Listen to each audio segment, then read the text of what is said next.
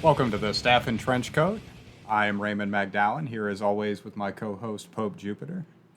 Good evening. Yes, and tonight we are going to be talking about Magic Bites, the first book in the Kate Daniels series by Ilona Andrews, which, as we just discovered, is actually a pen name for a husband and wife team whose individual names I have already forgotten.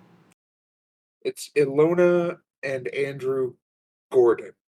So I read the entire book thinking that it was just written by the one woman. So I don't know what their individual, what their writing dynamic is, et cetera, et cetera. But anyway, interesting. So it is a husband and wife pair. This was Pope Jupiter's pick. And so I will take the first stab at my general thoughts on the novel. And I would say I did not enjoy this nearly as much as I enjoyed Deathmaker. I thought that generally as we've sort of established in previous episodes, the spectrum from cheesy to campy, I thought this was much further towards the cheesy side of the spectrum. And in particular, I think that the dialogue was much weaker than some of the other novels that we have read. There were lots of instances of I'm going to do something, and then somebody says the equivalent of, if you do that, I'll beat you up. And it just kind of comes off, as I said, very cheesy. There are some really interesting genre specific riffing that the author pair does that I think we'll mention as we get further into the novel discussion. But generally speaking, it seemed to fit well within the urban fantasy genre, and it takes a similar. You have your main character that embarks on solving a crime and is introduced to some power players in the city of choice, and then the culmination of the novel is the solving of the crime. So the archetypical structure that I have begun to observe is sort of endemic to the urban fantasy genre is definitely at play here. I just don't think that it was executed as enjoyably as the Death Bites, or pardon me, as the Death Maker uh, novel that we read. I guess that was 2 episodes ago now. And so if I was to recommend one of those two books, I would definitely recommend Death Maker over this one. And you had read the book before, had you not, Pope? Yes, I read this. I read the first like three or four books like 10 years ago. And apparently my memory blurred a lot more together because I thought a lot more happened in the first book than did happen. For one thing, I thought that they spoilers, I guess, you realize about halfway through the book that the main OTP of these series is Curran and Kate, and they don't even officially like go on a date or anything in this book. OTP? One true pairing, Oh no. Is that real? That's a commonplace acronym? initialism, but yes, Yikes. Uh, yes. but you seemed to have. I mean, you pitched the book to me as one that you thought would be enjoyable based on your initial reading. Do you did you still enjoy the book? Is Are we going to have sort of a differing view on how good the novel was, or was your second reading sort of a moment where I guess I just it was a fractal of a previous time? Um, I remember, definitely remember enjoying it more the first time I read it. That may be because of certain just certain things about myself that like I see more of, oh, I saw what you did there type stuff. Um, I'm 36 now. I was 25, 26 then. I'm a different person then. But the things I remember enjoying about the book, I enjoyed. I think the setting is, while not necessarily super novel, is pretty interesting. I describe it as post apocalypse, because it's like the apocalypse happened and then life carried on. I will admit I'm a bit of a sucker for Buffy speak, and that kind of dialogue. Even when I acknowledge that it can be a bit much and very cheesy, which a lot of the dialogue in this book is, I don't disagree. And uh, the book leans heavily on Kate as this badass, sarcastic woman. Like that's the entirety of her character. Yeah, so Uh, let me jump in because this leads right into one of my, unlike previous episodes, I actually did write down four, not necessarily specific to this novel, but just genre questions that I'm having. As I've read maybe a total of 5 or 10 urban fantasies in my, private life and my academic life, and you have read many more, and so I've kind of, I'm using you as a factotum of the genre as I, through the process of this podcast, become more well read in the genre. And this book to me falls into the category of having this, I termed it the I'm a badass, believe me, I just can't tell you why or how character archetype. And I feel like it did it really poorly. So is this a normal thing for the urban fantasy genre to have this female character that has eldritch powers undefined relating to her past or her family, her familial ties, that she does not divulge, at least never in the first volume, that you're just supposed to believe, and that is then used as sort of a crutch to allow that character to engage with others in the world space that are, if you're just going by what's presented in the text, not alluded to, their power level is so far beyond her that it just doesn't make any sense for them to be interacting. But you're led to believe that it makes sense because in Deathmaker it was because, well, my grandpa and my dad were super baller necromancers. I just can't tell you anything about it. And in this case, it's Kate Daniels with, clearly there's something in her bloodline. There's something in her past that makes her really powerful. What would you say about that? well, I will say that it's actually stated, um, that her actual biological father in the book, it stated that her is like the progenitor of vampires. Okay, did I accidentally gloss that in the text? Does it name the creature? So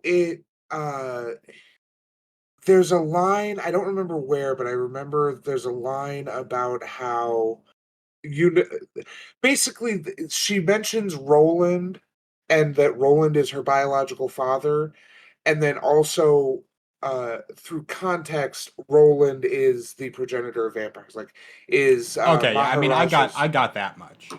I Yeah. So I guess for me that wasn't enough. I still felt that was vague Okay. enough to It's qualify for. possible that my memories of subsequent books are leaking into this because that is who Roland is. He is the like progenitor, or if you've ever played Vampire the Masquerade, the Kane of vampires in the Kate Daniels universe, the first one.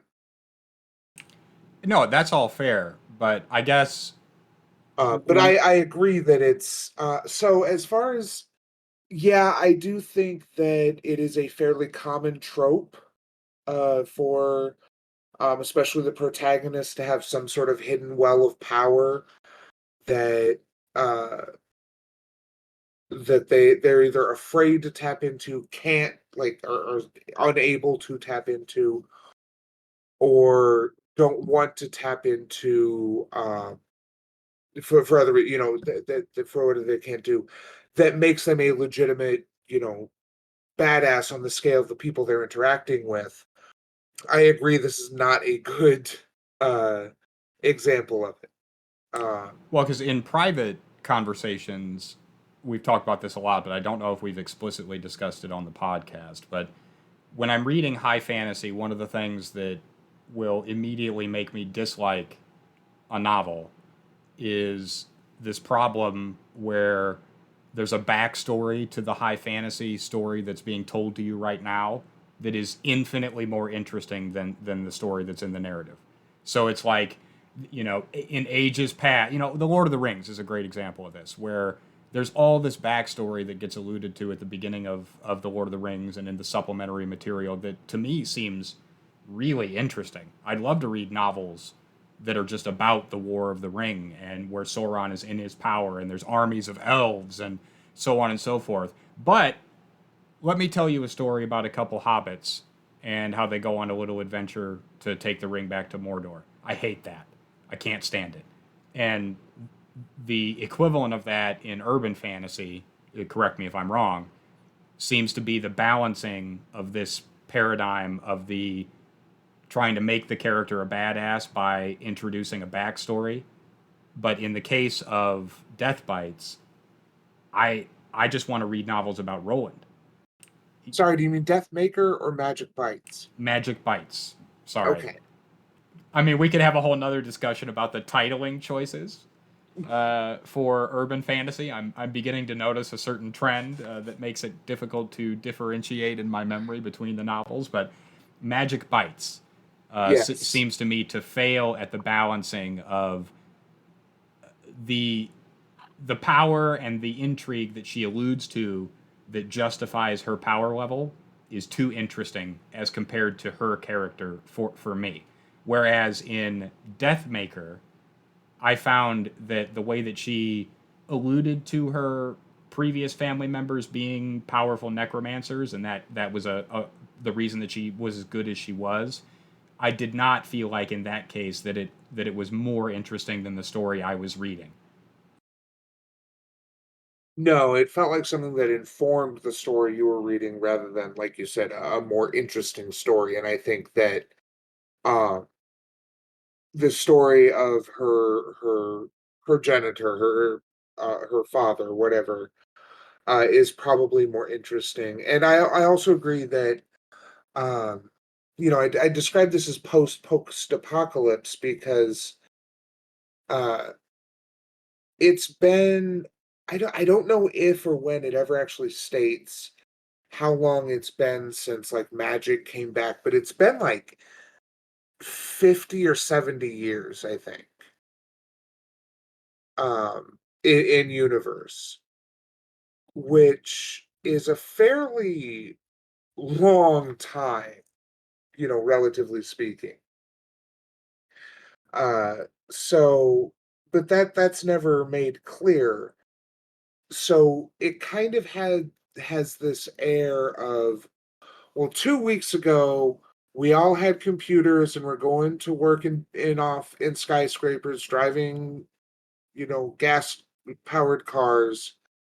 And then magic happened and we've been readjusting. But like there's whole integrated paranormal units of police, military, and all that.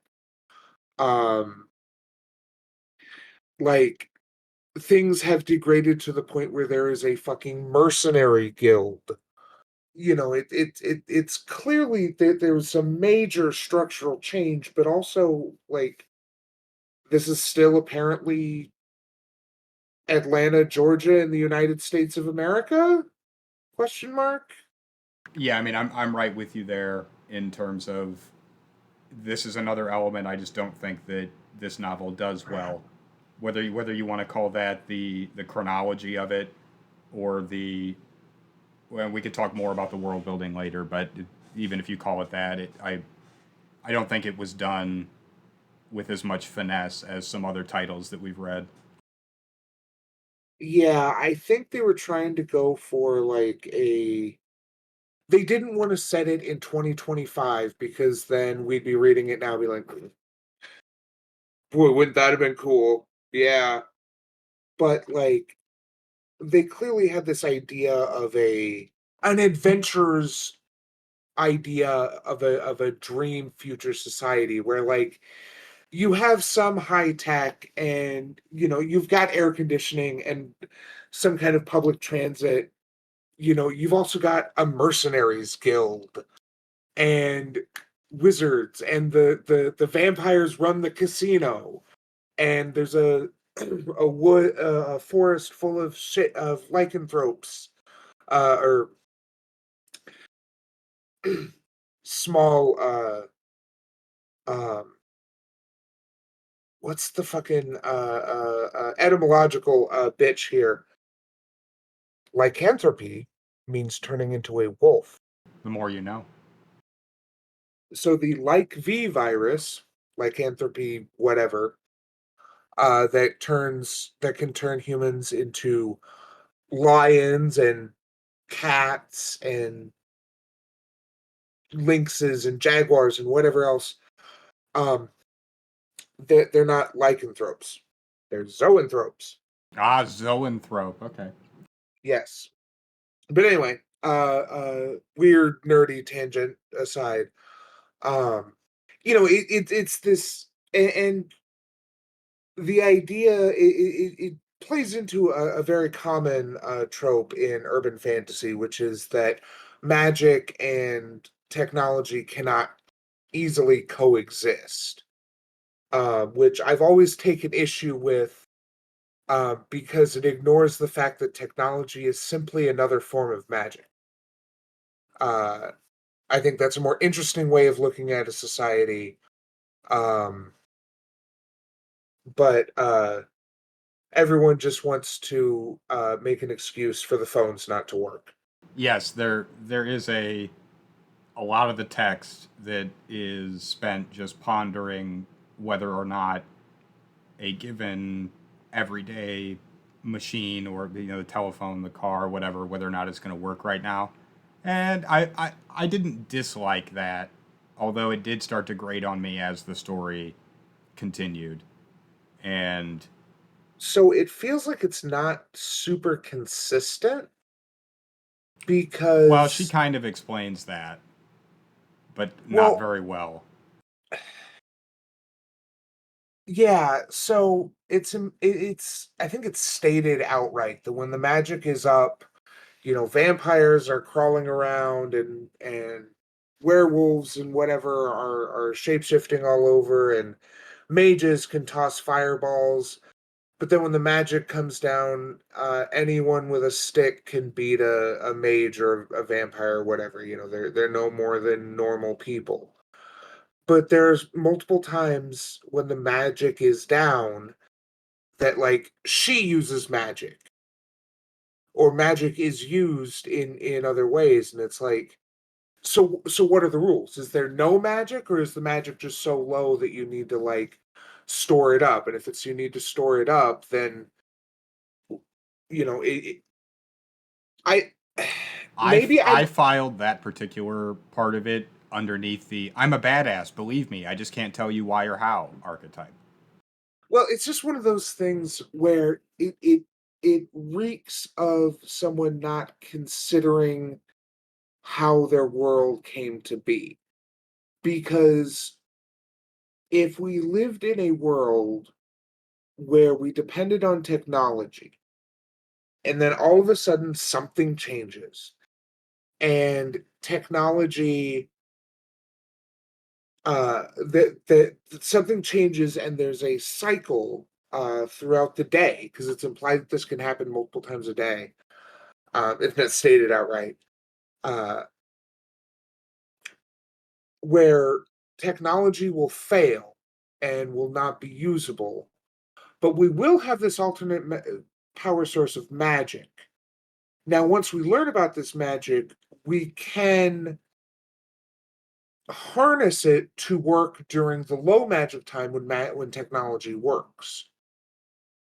I feel like we would develop into a society where we depend entirely on magic, with capacitors, or magic batteries, whatever you want to call them, uh, to keep things functioning through the low magic times, and then ways to absorb magic during the high magic times. Um, because that's the only way we like. what happens if you're flying in an airplane and magic comes up? Like, It seems like my guess is that in the world of this book that there is no commercial airlines. There are no commercial airlines, rather. I mean, I guess if the idea is everything is like everything has been atomized to the point where people are Atlanta is like this one uh urban center, and there's a bunch of it's just wild wasteland around them, which why does Atlanta exist? How is it? I mean, yes, there is probably enough farmland around Atlanta to feed the inhabitants of it, but who's farming that land?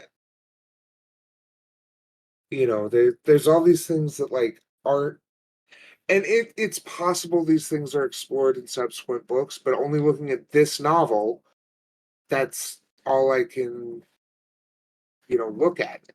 That's all I can. Well, and I mean, it's going to be a thing I think that we're going to talk about in almost every episode. But the, and maybe that's kind of one of the services that we can provide to the listener is starting to codify a set of rules, at least for the two of us, that dictate what does a first novel in a series have to do to make us want to read further and discover the things that are not explained in the first book. And I think fundamental world building elements fall into the category of you need to explain those in the first novel mostly. And the parts that are left out in this case go beyond small elements of intrigue that I'm wondering about, and it's more a skill issue of not doing the work in the narrative to properly elucidate the world that was trying to be built. And if they do in subsequent novels answer those questions, that's fine for book two and book three. But book one is its own thing that was sold individually for real money that we paid for. And so we're only able to analyze the text as it's presented. And so there's only two possibilities. One is that they thought that the novel was good enough that it did not need a complete explanation of fundamental rules and elements of their world, or they didn't think that and they failed to do it. And in my view, both of those things are not good in this case, because in my estimation, the first novel is not strong enough to stand on its own, given the explanations in text for the way that the world works. And if they did that on purpose, then that's bad writing. And if they did it accidentally, that's just a different kind of bad writing. I agree. Yeah. And so this is tertiary to this discussion, but I want to know your take on the concept that I'm calling title character series and artificial risk. Because more than in Deathmaker, in Magic Bites, you I'm noticing a trend in these urban fantasies where you have a protagonist, as we've said, of power untold, that they consistently they're put in these situations where it feels like the author wants me to believe that they might die, but there's literally no fucking chance of that. It's completely artificial, and the more of these books that we read, the more I'm keying into those moments, and I'm finding that they make me not like the novel. These moments where Kate gets wounded and she's saying things like, "Oh, this isn't good. I'm probably not going to make it."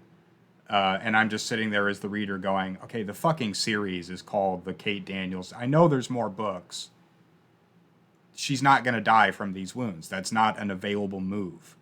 Now, if the book was called the, you know, the Atlanta Chronicles or some other title, and this was just a character, okay, maybe. But when you name the series the Kate Daniels series, you're not going to kill off that character. And so, is this just another? I, Am I I am I feel just like am I just I beating them up here, or well, I feel like it is I should mention here that in something like the 10th or 11th Dresden book, Dresden dies. and then he's not a character in books 12 through 17. 18 is coming out next year. Well, no, he gets revived through various means, Well, but see, that's obviously. exactly the same thing because if I read up to book 12 in the Dresden Files or 11 and he dies, I know he's going to get resurrected. So So, there's no way that, like in Game of Thrones, for example, if a character dies and then later they get resurrected, this isn't always the case, but it's an available move that's open to George R. R. Martin to surprise the reader with a character resurrection or a near death, a near death experience that isn't a move that's available in the Kate Daniels series because of the titling and because of the genre expectations. And yet, this author consistently spends multiple pages describing the wounds that she has received and trying to like make the reader think that she might die, and for lack of a better, more collegiate term, it just sucks. Like it's not good. yeah, I do wonder how much of that is just not being sure how to, uh, you know, keep upping the stakes within a book. Um, which I don't know. There are definitely ways you can threaten someone that are not death. Threatening them with, uh, grievous injury would certainly not kill them, but would hamper them. I mean, imagine if she lost a hand, as someone who fights with a two-handed sword. Well, yeah, I mean, Stephen King did that in the Dark Tower series. The main character Roland loses his hand at the beginning of the second book, Yeah. Um, and I mean that actually it changes the story quite a bit. I hated that because I thought he was a cooler character before that, but I mean, still cool. yeah. I mean, to since we've already kind of mentioned Dresden, one thing that Butcher did was he gave Dresden a number of sidekicks or uh, fellow runners or whatever, people who were um, almost his ostensible like public power level, um, who would he would either be helping or would come along to help him, and they would be in danger, and they uh, I don't remember any off the top of my head who actually did die, but putting them in mortal danger is, I think, fair and a reasonable threat that doesn't put the main character at risk. Um, Right. Well, another way to approach it too is if you're going to build up a character as being this imminent badass, then the battle scenes and the amping up of the threat level should probably focus more on the amount of her power that gets unveiled, or introduce an element of her psyche where perhaps she doesn't want to fight, or she has philosophical objection, so on and so there. For me, there are a lot of ways that you can increase the excitement without just over and over and over wounding the character in the stomach and then opining over it for a few pages, and then of course she gets healed. Of course she's back in action. yeah, and that's also like such to I think jumpstart our discussion on gender. That's a wound that doesn't make her less beautiful. Yeah, so hit me up with gender then. So this is a book about a badass woman who kind of gets rescued by guys a lot. And she is described in a way that is actually kind of reverse, giving me reverse because I actually read Kate Daniels first, technically, but Twilight vibes of someone who is attractive to multiple very attractive men, who nevertheless thinks of themselves as plain and boring. Um, Even though they describe themselves with things that are sort of traditionally attractive features like almond shaped eyes and you know, tan skin. Plus, she's athletic and fit, which is usually associated with attractive. Well, there's this mechanic that she uses over and over and over where I'm paraphrasing here, but she'll say, I may not be as pretty as X character that I've just described, but I can break a man's leg with my kick. I'm a Yeah, badass. I actually re-listened to the first couple chapters today because I was like, "Who the fuck is Bono?" Uh, maybe we should kind of tie that back in with world building, but to continue our gender discussion, uh, there's a point early in the book where she describes a picture of her mother and how her mother is this drop dead gorgeous and all these people who knew both of them have told her that, oh, she got her looks from her mother, and she's like, I just don't see it. I mean, I guess if you like harden the features and give me sexier eyes and it was just like, oh god. I can see why you had issues when you thought it was just written by a woman. I don't know that it's better knowing that it's written by a man and a woman. Well, it's better in the sense of critiquing the text proper, but it does make me believe that maybe there was some a weird dynamic happening between the two of them as they were writing, or maybe they both just have really weird conceptions of gender. Because again, because it's the most recent urban fantasy that we've read in Deathmaker, there were some issues. I had some qualms with the way that some of the characters were presented and some of the description techniques that were used.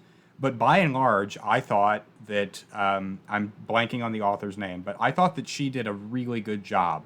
I thought that there was a lot of diversity in the cast. I thought that the way that the interactions took place, they seemed real to me, believable, and the dialogue was strong. The dialogue between male and female. There was, I mean, in the last book there was even a like a warning at the beginning of the text that there was going to be some vaguely essay content, or at least there was on her website. And I just think the way that she handled it was much more enlightened than Ilona Andrews has been with Magic Bites. And so I guess where I'll jump in is the dynamic of the descriptions of male characters always being just she gives us a power level which may as well have just been a Dragon Ball Z style number, and then a quasi sexual description that always makes a point of telling us whether or not they had gray hair and then focusing on their age. That that mechanism is becoming incredibly tiring to me. And I hope that it is not endemic to the genre as a whole. Sorry, I was actually reading Alona's website. Which trope is anathema to you that you hope is not endemic? I guess I'm calling it like male centric ageism, Ah, where a yes. description of every man is based on whether or not they have gray hair, and then is he sexy or not, and then give me a rough estimate of his age. And it's weird, and I don't get it. And the gray thing is strange. So I'm 36. I think I've plucked a gray hair once or twice, but I have no gray hair. My brother had like 30% gray by the time he was 29. So just from real world experience, the gray hair doesn't mean you're like old. So it's like why are these authors so fixated on the that like men are less desirable or something when they have gray hair, or and maybe that's what's going on. But some gray hair is not a very good indication of a man's actual age, particularly not for the ranges that are typical in these books, which seems to be 30 to 45 or 50. And the focus on it seems really weird. And then looking at the age of the authors, it, I almost get the vibe that it's like their own sort of like midlife crisis, sort of bleeding into the way they write the text. That like they're afraid that people might see their gray hair and think they're old, and so they map that onto a 25-year-old character who is fixated on the grayness or not grayness of a given character.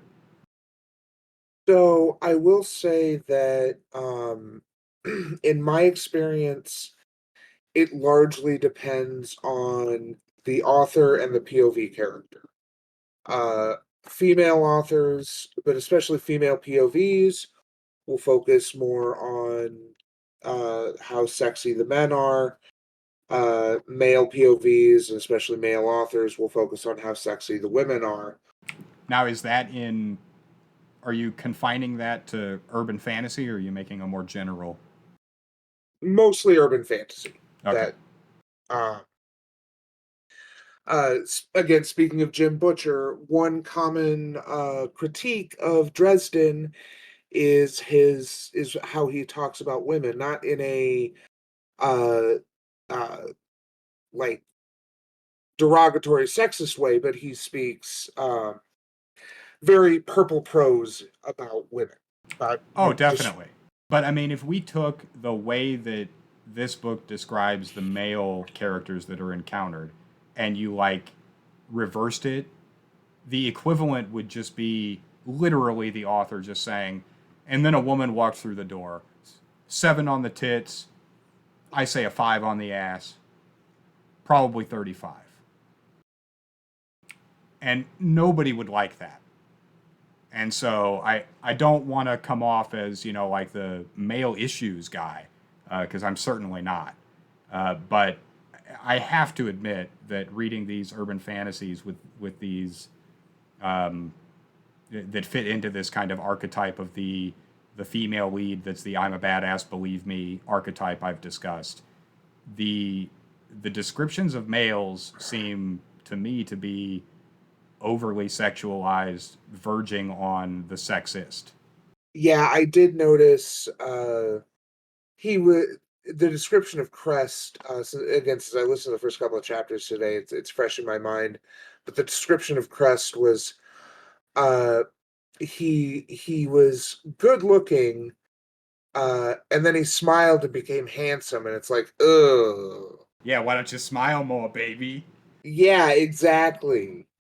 And like the problem with that is not that it's a dude saying that to a woman. The problem is that that's a fucking terrible idea.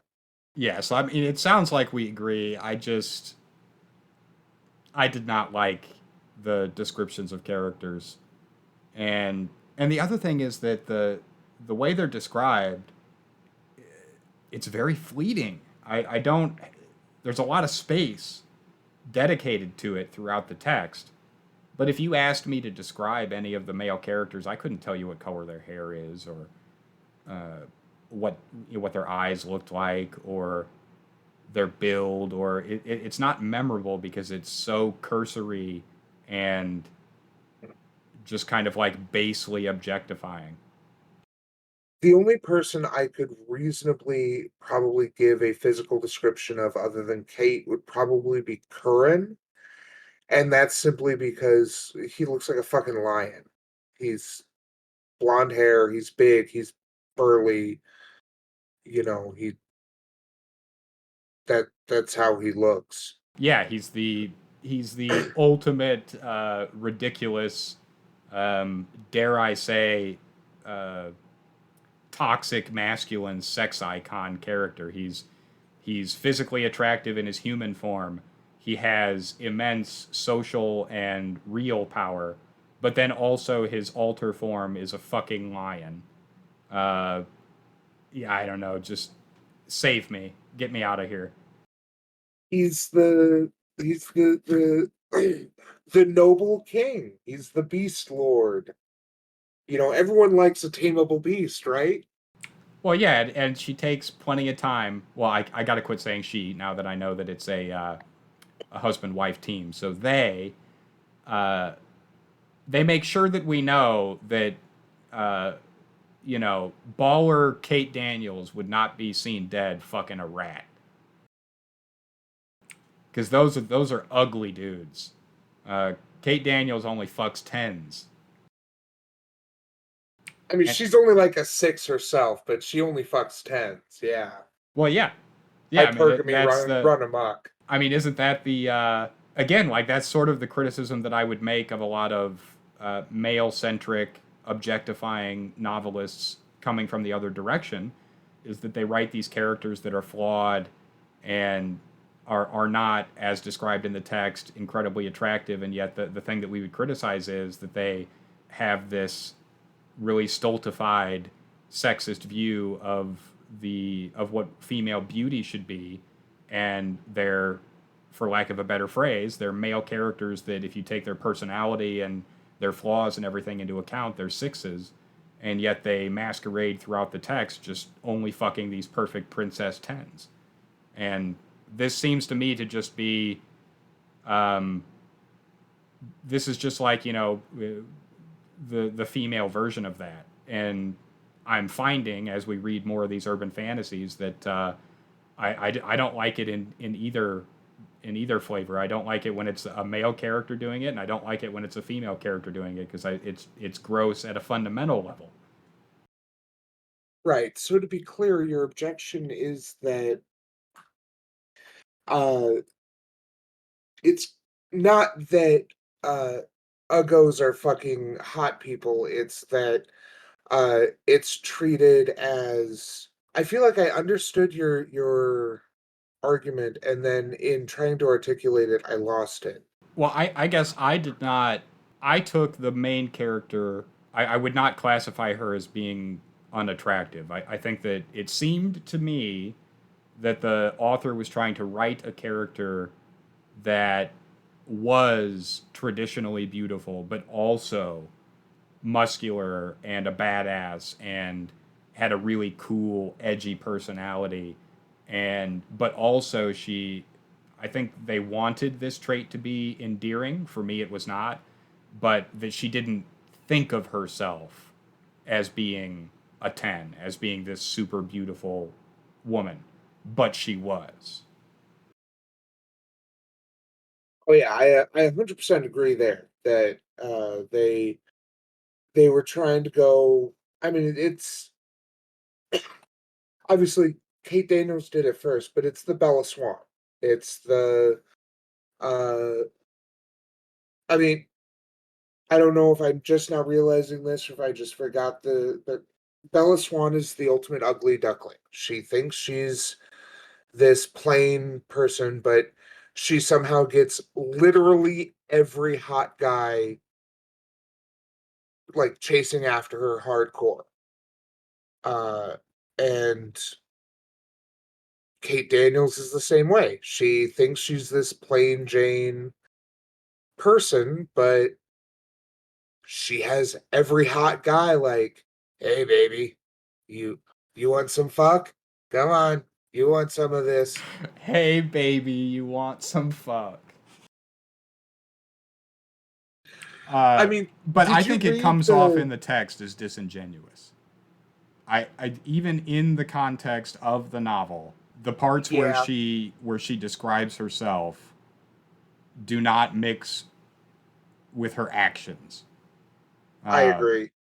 because very much, as I said a minute ago, she came off as a character to me that the text took great pains to make sure that we knew that Kate Daniels was not fucking a five.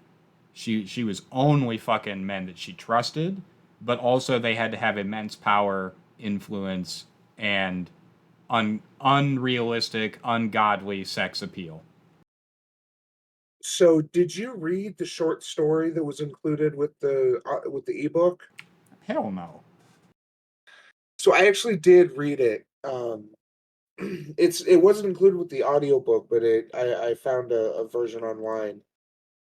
Um, and the entire story is she gets hired last minute, like double rate type shit, as a bodyguard for someone who it turns out is a shapeshifter, uh, like a complete like Mystique style, can change into any other form. And basically, he's an information broker who uh, gets his jollies by finding people and fucking them and getting information and whatever. And he has stolen the acorn from the tree of life and swallowed it. And the Russians are coming after him, and Kate has to protect him. Oh God, stop. And he spends the entire time trying to convince her to fuck him. So I was right. I was absolutely right to reach the end of the narrative, and then okay, book complete. Yeah. Yikes. So I also have Oh, written here. Oh, go ahead. so the coda to that is that the tree. So they have this whole thing how the tree sprouts every 7 years on the seventh hour, the seventh minute, it lasts for 7 minutes. Whoever holds the acorn when it sprouts gets to ask a question of this creature that lives in the tree, and they get great knowledge, but it comes at a price. So she asks if it would like some milk. Okay, moving on. Uh, that's horrible. So Yeah. I have another one of my four sort of discussion starter things that's tertiary to this. I wrote female protagonist of middling or no fame has sexually awkward relationship with incredibly powerful male overlord archetype, where the overlord is also vaguely bestial. And so maybe we're moving into a little bit of the romance part of our discussion. But this book had some real weird bestiality vibes going on. Yeah, that's that doesn't decrease from my memory of the rest of the series that I had read. I don't think it ever explicitly crosses into you know, bestiality. There are some semi-explicit sex scenes in later books from what I recall. Nothing that like R rating tops. Um, but my recollection is that there's I believe there's some discussion of it as kind of a so does he ever go lion form in bed, like when she's talking with her friends or whatever. Um, but nothing like that actually explicitly happens. But it's like it's kind of always there. So yeah. Well, the the book had more sexual overtones than I would have expected for how prude the character actually is. I mean, like, there's the one scene where there's a one of the characters that's I think he's a lynx. That's his were form, Hmm. and she starts, scratching his chin, and he does the whole, what did you say, where you're like, "Hey, baby, want some fuck?" Uh, Yeah, yeah. and I mean, there's a lot of that, and I would be fine with an X-rated scene because why tease it so mercilessly so often if they don't have the courage to write it? Yeah, I mean, ooh, I get to do the fun part of this, which is where I get to see what there is for this on AO3. We need to come up with a. I'll have to write some really cheesy, like, game show style sound bites, uh, and whatever, so that we can introduce these segments. So there's 90 or 28 works with the uh hashtag Kate Daniels. How many of them are explicit? Only one? What? Well, What? let's be real. The novel's not very compelling, so Oh, true. So yeah, so the one with the most hits is a Game of Thrones Kate Daniels crossover. Uh, okay. Yeah, there's actually not a lot of interesting. The first two are basically crossovers. The third one is a one shot of Kate and Curran relationship stuff. And then we get the one explicit one, which is basically a missing scenes fiction. Just taking different scenes that weren't there, just inserting them into the narrative. Some of them are no doubt sex scenes. yeah, as I said, I found that there was a disconnect between the. I mean, I guess they were just trying to, titillate the reader. It just Kate Daniels also comes off as very prude, and so there was a disconnect there that for me never got resolved.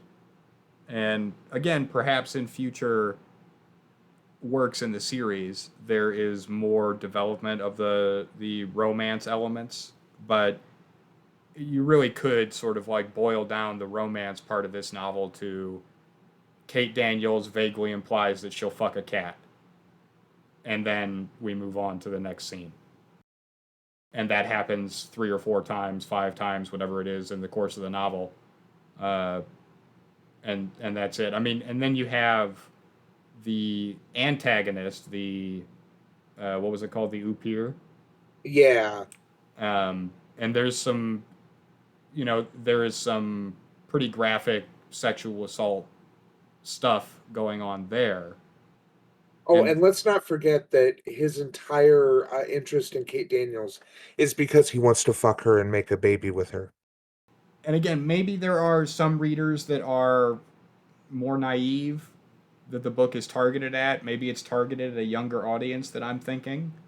Although I think the subject matter that's contained in the novel, even though it's not explicit, I think sort of disqualifies it from being what I would consider to be a YA novel. I think this is an adult fantasy. Um, Absolutely. and so maybe there are some, 20-year-olds that are more naive and are less well, have read less in the genre that are willing to believe that the series is going to be called the Kate Daniels series, and in the first novel, a sex crazed monster vampire thing is going to breed her and force her to have a baby and then kill her. But I sort of never, for even one iota of a second, had any fractional belief that that was a thing that was going to happen. So again, it was kind of a red herring. Okay, so now we have to write a series where we call it like the Joe Schmo series. And every book we kill Joe, but then the next book he just comes back. We do not explain or acknowledge his deaths. Well, or I mean, it could be, another way that this could be done would be to write a series like this where it's a different main character occasionally, where maybe it is Kate Daniels for a novel or two novels, and then they could kill off that character, or if they wrote 2 or 3 novels in the Kate Daniels series where she was the main focus, but then they just did a novel where Kate is still alive and maybe even a secondary character, but the main character of that novel is a different person, and then in a subsequent book, then I could believe that, okay, maybe they would kill off Kate Daniels. Maybe there is real danger for that character. We already know that there are other characters in the universe that they will write from that perspective. But again, for a first novel, if it's already called the Kate Daniels series, I just know from page one that that character's not going to die. And also, I sort of knew that she wasn't going to be made into the concubine of the antagonist and forced to have a pregnancy and then murdered. It just, I wasn't buying it. It didn't hit for me. Yeah, it definitely had one of those well, I mean, the antagonist is never going to succeed. Like, so I guess it's one of those things, some people legitimately enjoy stories like that to see how the author uh, gets them out, like how they get out of that situation. And I don't know if that's just like different tastes, um, like Well, there could be different tastes for sure. I mean, there could either be readers that are more easily taken in, which is fine. There could be readers that just don't care about the artificial risk, and that's also just fine. I'm not going to yuck anybody's yum. But I don't think that it's subjective that the risk is artificial. I think that that's as close to an objective observation as you can get with a piece of literature. It, it, yes, it was close to, maybe it was only 99.99999, but that was the percentage chance that the main character was going to survive and not succumb to the torturous sexual whims of the antagonist. right.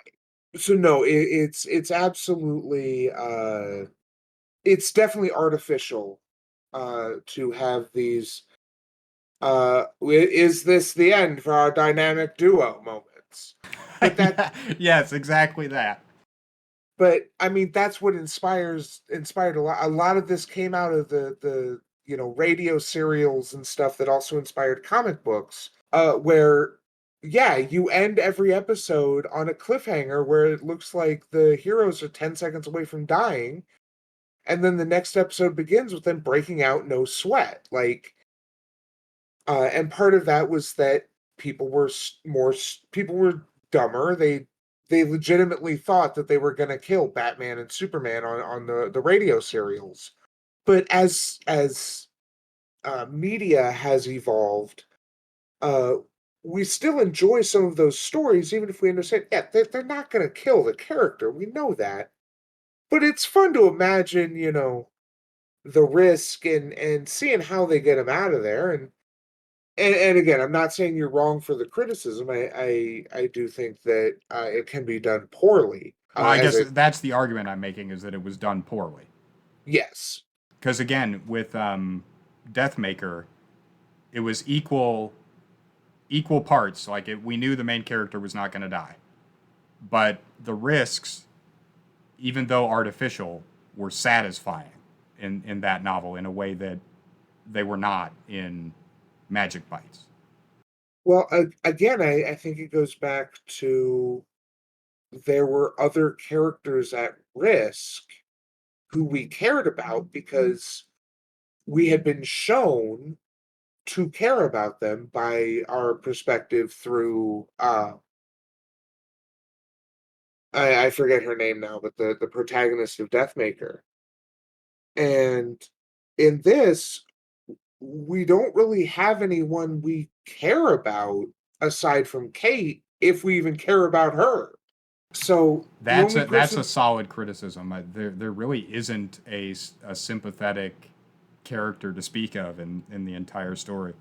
I feel like there's a certain amount of informed sympathy we're supposed to have for Curran, because he's this, you know, you described him as the epitome of toxic masculinity, but actually he's this like measured and sensitive guy who listens to his people and to the people he's working with, and he's fair and like he's just this he's Oh like no, I know that is the case, but I would argue that that is the pinnacle of the oeuvre the oeuvre, whatever the pronunciation is, of toxic masculinity, is that toxic males want to believe that what a woman really wants is the warrior in the garden, is the that male who he has all these traits of power and strength and the oh so guttural.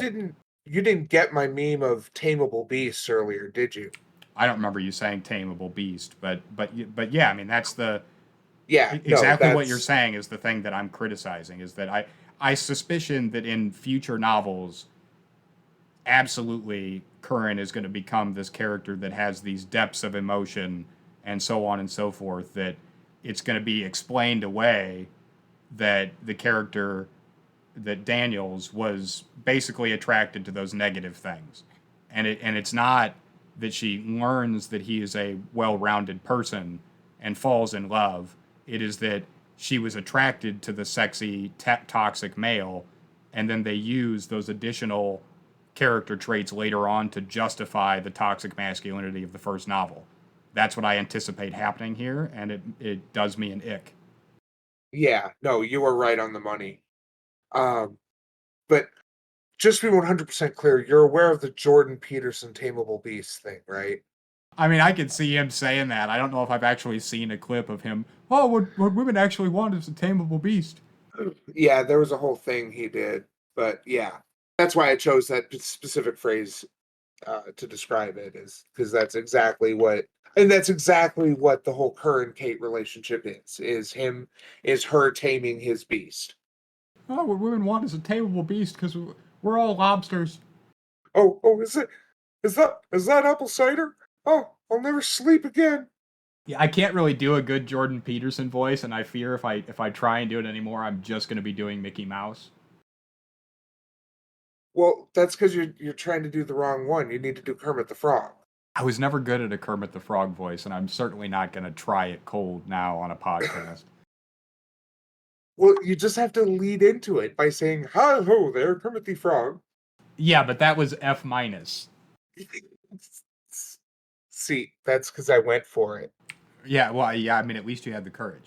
Um, so yeah, I Curran as a character was an absolute dumpster fire. I can't think of any other character that was endearing to me.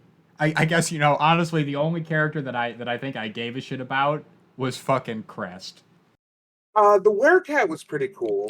No, that was a cool character, and I it would have made Kate Daniels cooler if she had just been like if she had just taken the Lynx guy and just been like, yeah, let's I'll have some fuck, please.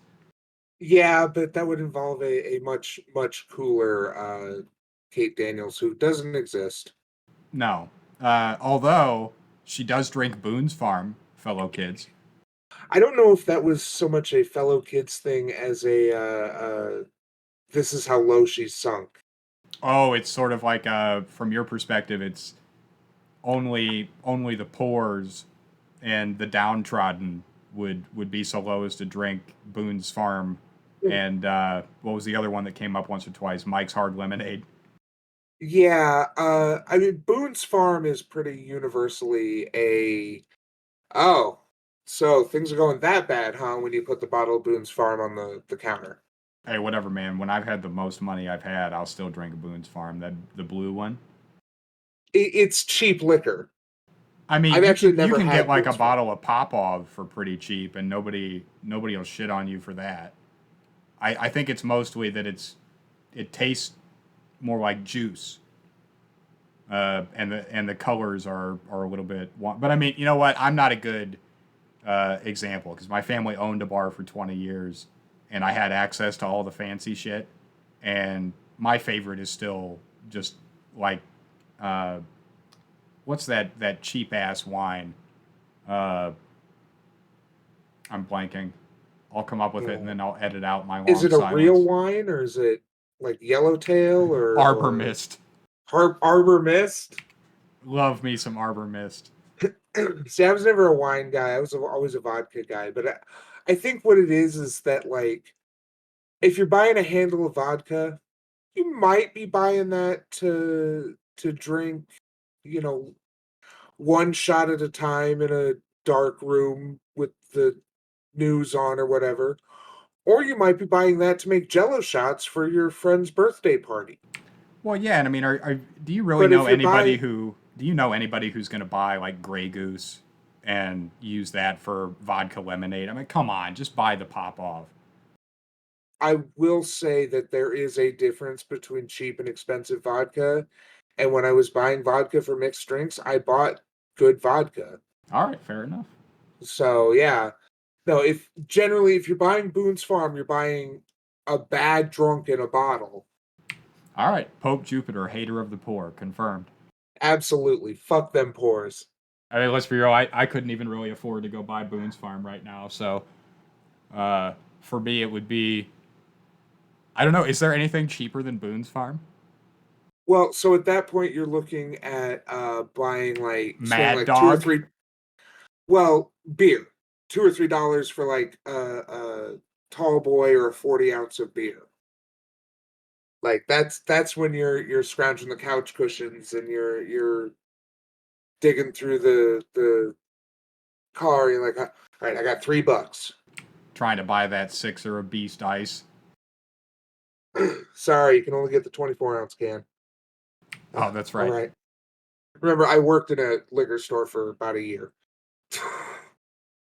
I There's a whole different clientele from a bar, especially a bar where your bar was. oh, definitely.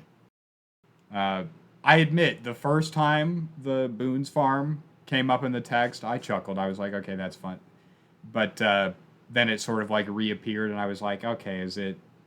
It's not just innocent. It's actually like a as you said, it could just be that they're using that as a marker of like this is what the poors drink. But I guess I sort of viewed it as It's not a pores thing. It's a desperation thing. You drink Boone's Farm when you want to get drunk quickly, uh, and you've only got a few bucks. Like Boone's Farm is not it like it's I'm not explaining it well because it's not about being poor. Although generally it's more about like if you picture your stereotypical wino with a brown bottle, most people would assume he has like something like Boone's Farm in that bottle. That's the kind of milieu that drinking Boone's Farm evokes for most people that I know. But that may be me reading too much into it. no, I don't think so. Um, Uh, but that definitely felt like what they were going for in the story was oh, so she just really wants to get drunk, like really drunk, wine drunk. fucking wine drunk. So one last note on the Boone's Farm thing. I've kind of been thinking as we've been discussing this novel that having just come out of N.K. Jemison's Broken Earth, that I had the impression that that was kind of like a really frilly, expensive wine in terms of its narrative style and prose, but that it didn't actually really taste as good to me as the price would have indicated. Whereas the Kate Daniels story is Boone's Farm, and I'm sitting here thinking, I don't know, maybe that fancy ass wine that we just drank last week really wasn't that bad. Yeah, it had a lot of real subtle notes, nothing real strong, but at least it didn't taste like Kool-Aid made with a paint thinner base. I like that Kool-Aid with a paint thinner base. So, talk to me about the audiobook. Tell me about your experience with that. So when I first started listening to it, it wasn't bad, and then I noticed something about halfway through, and it ruined the rest of the book for me. The narrator is pretty good, except that she decided to do voices for all the characters, including the several men in the story, and it makes the men sound like they're like 12 years old. They are because she has a kind of I would describe it as kind of a smoky voice. It's not all up high. It's kind of down low. Well, that's way too granny like. But she has a nice voice to listen to. It's not shrill and it's not um it's pleasant to listen to, but it's not deep. It's not booming. It doesn't have any bass to it. And she tries to give it some bass, but she can't because she's physically unable to. So it just sounds like a 12-year-old trying to sound like a badass. Like you'll have these people delivering sometimes actually decently badass lines, but it sounds like all I can picture is some kid in his dad's suit. It was rough. Well, in full disclosure, you played me a snippet of the audiobook before we started recording, and the voice that she was doing for that cowboy guy at the beginning of the book was absolutely horrific. Yeah, it definitely played up the appearance of incompetence angle that the story was going for, but I don't think she meant it to do that. And so it makes me wonder, do you think that the narrator did that at the direction of the author? Oh, that would be so much worse. Like, I'm kind of operating under the assumption that she recorded this and no one involved in actually making the thing good listened to it and they just put it out and they've just kind of ignored it. Um, because if that was at the direction of the authors, then boy, I guess it really doesn't take much to be a New York Times bestselling author. On that point, listening to that and then some of the stuff that we've read, if you are a writer or you're interested in getting into voice acting, voice narrating, fucking do it. The bar is lower than you think. Some of the shit that we've read that appears to have done quite well. Um, I don't want to shit on any specific author, but I'll just say that, especially some of the stuff that we've looked at that had really good sales that we chose not to do for the podcast, chances are, if you're alive and you have a computer that you can type into and you have the time to write a novel, it's good enough. So just fucking do it. Same thing with the voice acting, because if you can get away narrating a bestseller and literally do this, literally just do the shittiest cowboy accent you can possibly imagine, you can get the job. And what I just did was way better than her cowboy accent. Way better. And also, even it was a worse accent in a terrible falsetto. I think the only equivalent would be if I tried to do like an uwu anime female voice. No, it would be the equivalent of doing the gender reverse. We have a male protagonist with a male narrator, and they do every woman's voice like this. Every single woman talks like this. Oh fuck! All right.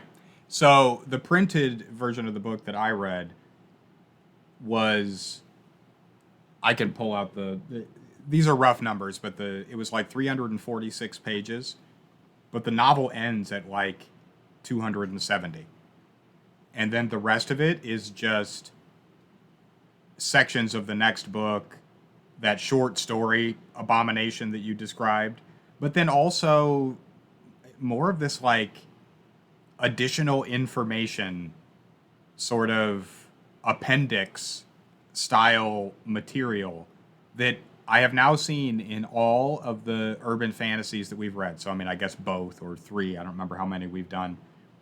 My question for you is, what the fuck? Why is this in there? And why do they think it's a good idea for the last thing that happens when I'm done with the narrative proper is to see that they take themselves way too seriously and think that they need to have these appendixes as though they had just written this immensely complex narrative that required what amounts to about 20% of the book length itself in supplemental materials. I don't know for sure, but I would say that it's the way that social media and the internet has brought people into discussions and wanting to codify things. So they want to know who the characters are and all those things. I don't know who decided it was a good idea to put them in as these like pseudo org charts in appendices at the end of the book, but yeah, that's my take on it. I don't know. I guess maybe it's possible you could criticize my position as being an elitist position.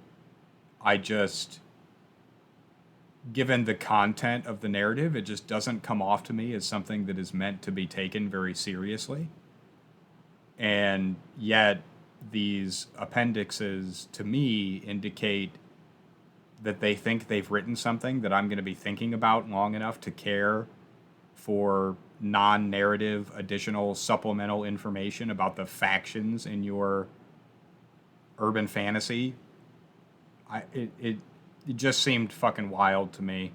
And it was the equivalent of, have you ever been to a restaurant, you have your meal, the food is fine, service is fine, but then you give them your credit card or whatever and it takes them like 10, 15 minutes to get back to you and then you're pissed off and it's like excuse me. And it's like it sort of retroactively makes you not have enjoyed the meal as much because the last experience that you have in the restaurant is being pissed off. That's how I feel when I see that there are these huge appendixes at the end of the novel. Yeah, and speaking specifically about this novel, we both like I asked this before we started recording. We both forgot who the antagonist was when he was revealed to be the antagonist. And I went back and listened to it today, and not only did he proposition Kate multiple times in their meeting, but he had apparently also recently sent her information on Upir, like a hey, isn't this interesting? Maybe you want to look into this. Yeah, I admit that when the reveal happened, I didn't exactly remember who that character was, and I also didn't care. Oh, he was the apprentice necromancer she went to pump for information in chapter fucking 2. Yeah, it wasn't moving to me. I'm scrolling back through the appendix at the end to see if that's even one of the entries. You know what I mean? So in the event that we were, you know, okay, all right. So there's literally a faction quiz in the back of the book, bro. Yes, find your place in Kate's Atlanta. Answer the questions honestly and write down the letter of your answer to each one. Okay, Question we one. have to take this quiz. No, we have to take this quiz. Oh, fuck that. No, we 100% have to take this quiz. Are you fucking kidding me? This is content. All right. Question one. Laws must be obeyed. A. As long as they don't conflict with the higher purpose. B. As long as they don't endanger your people. C. As long as they don't interfere with profits. D. As long as they don't. You cut out there. Oh, I pushed the wrong button. So C was as long as they don't interfere with profits. D. As long as they don't conflict with the natural course of things. E is always. Or F. As long as they don't get you into hot water with the cops. So its laws should be obeyed unless Laws must always be obeyed. And then the I can read the answers again. That's a lot for a multiple choice. but it's basically unless God, unless your people, unless Profit, profit, unless natural order, natural order, and then unless it gets you in hot water with the cops. or always. Always, yeah. I guess I would go with F, Hot Water with the Cops. Maybe protecting your people, but I feel like that's kind of Okay, full disclosure. Oh my god. How to score your results. Count the letters you wrote down. If you answered mostly A, so it doesn't even give you there's no right or wrong. This is like a no, personality it's quiz. yeah, no, it was super obvious that A is like the whole Knights of the Holy Order. Uh Oh, okay. So it's not a quiz about the text. It's a quiz to figure out yeah, which group do you fit. yeah. So go to the answer key. A is Knights of the Holy Order. Natural Order is probably the Beast Packs. Prophets is going to be the vampires. Yeah. So A, you are a knight of the Order of Knight. You are a knight of the Order of Knights of Medical Aid, of Merciful Aid. Uh, Uh, if you answered B, you are a shapeshifter of the pack. If you okay. answered C, you're a member of the people. Mm-hmm. If you answered D, you are a witch of the covens. If you answered E, you are a cop of the Paranormal Activities Division. And if you answered F, you're a mercenary of the guild. I don't know. Okay, so real question here. Which activity that we've done after reading a text was more damaging? The quiz that we just looked or looking uh, at the profile of the author of Deathmaker, the TikTok profile. No shot. It was learning the cringe TikTok account of Deathmaker. I don't know. I think I disagree. This quiz is hyper cringe. Oh, this quiz is cringe, but it's like a cringe I understand and expected. I did not expect the author of that book to have that cringe of a TikTok account. So, and again, I mean, I'll take a step back from just poking fun at it, and I mean this question without judgment and earnestly. When an author writes something like that into their novel, and it's an adult novel, are they expecting a 20-year-old, a 30-year-old, a 40-year-old to look at that and go, "Oh hell yes, I'm gonna do that"? Yes, Harry Potter fucked up an entire generation. No, I push against that. I don't, because I mean, aren't we the Harry Potter generation? Yeah, Uh, because I mean, what when the first book came out, wasn't it 99? yes, and there we are the beginning of the Harry Potter generation, but you got to understand that there are kids still today who are logging into shit like Pottermore and taking their sorting hat quiz. And yeah, Yeah, but that's cool. This isn't cool.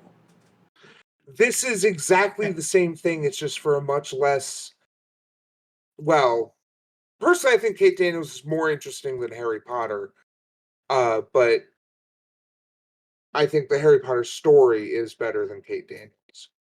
So So you mean the character Kate Daniels is more interesting than the character Harry Potter? no, I think the world of Kate Daniels Atlanta is more interesting than the entirety of the wizarding world as presented in the Harry Potter books. All right, that we will just have to agree to disagree there. Please note that I said as presented in the books because there's a million gray areas that could be explored in the Harry Potter world that would make it more interesting. But I think as presented, the Kate Daniels Atlanta is more interesting. But yeah, we can agree to disagree. Yeah, but so returning to my question though, getting if the first Harry Potter book came out in '99, I'm not sure exactly if that's right or not. I would have been 11 at the time, and so being a preteen or even a teenager and wanting to do a quiz or be sorted into the hat thing, I'm fine with that. Makes sense to me. But this isn't for kids.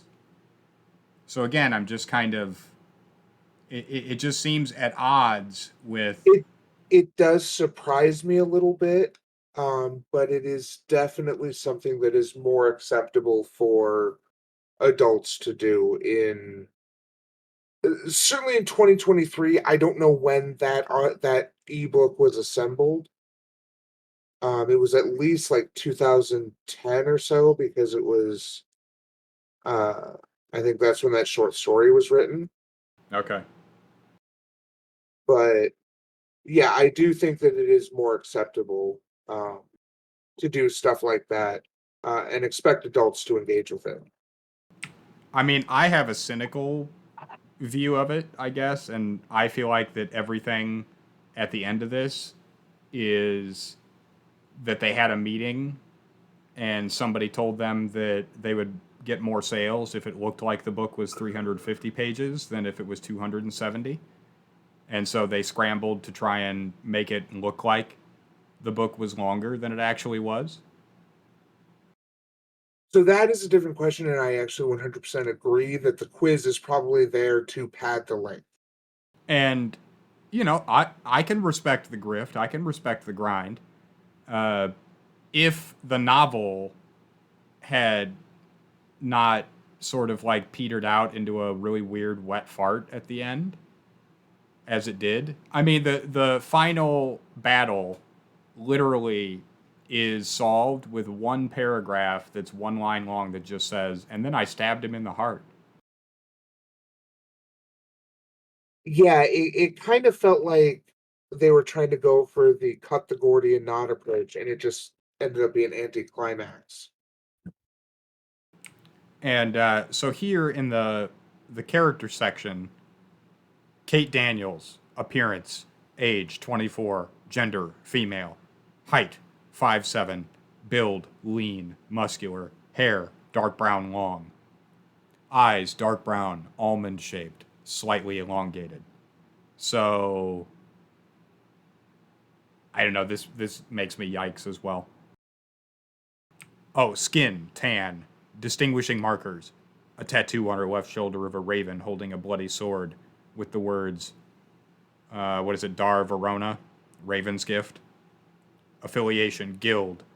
Later, the Order of the Knights of Merciful Aid. Speciality, killing things, with much bloodshed.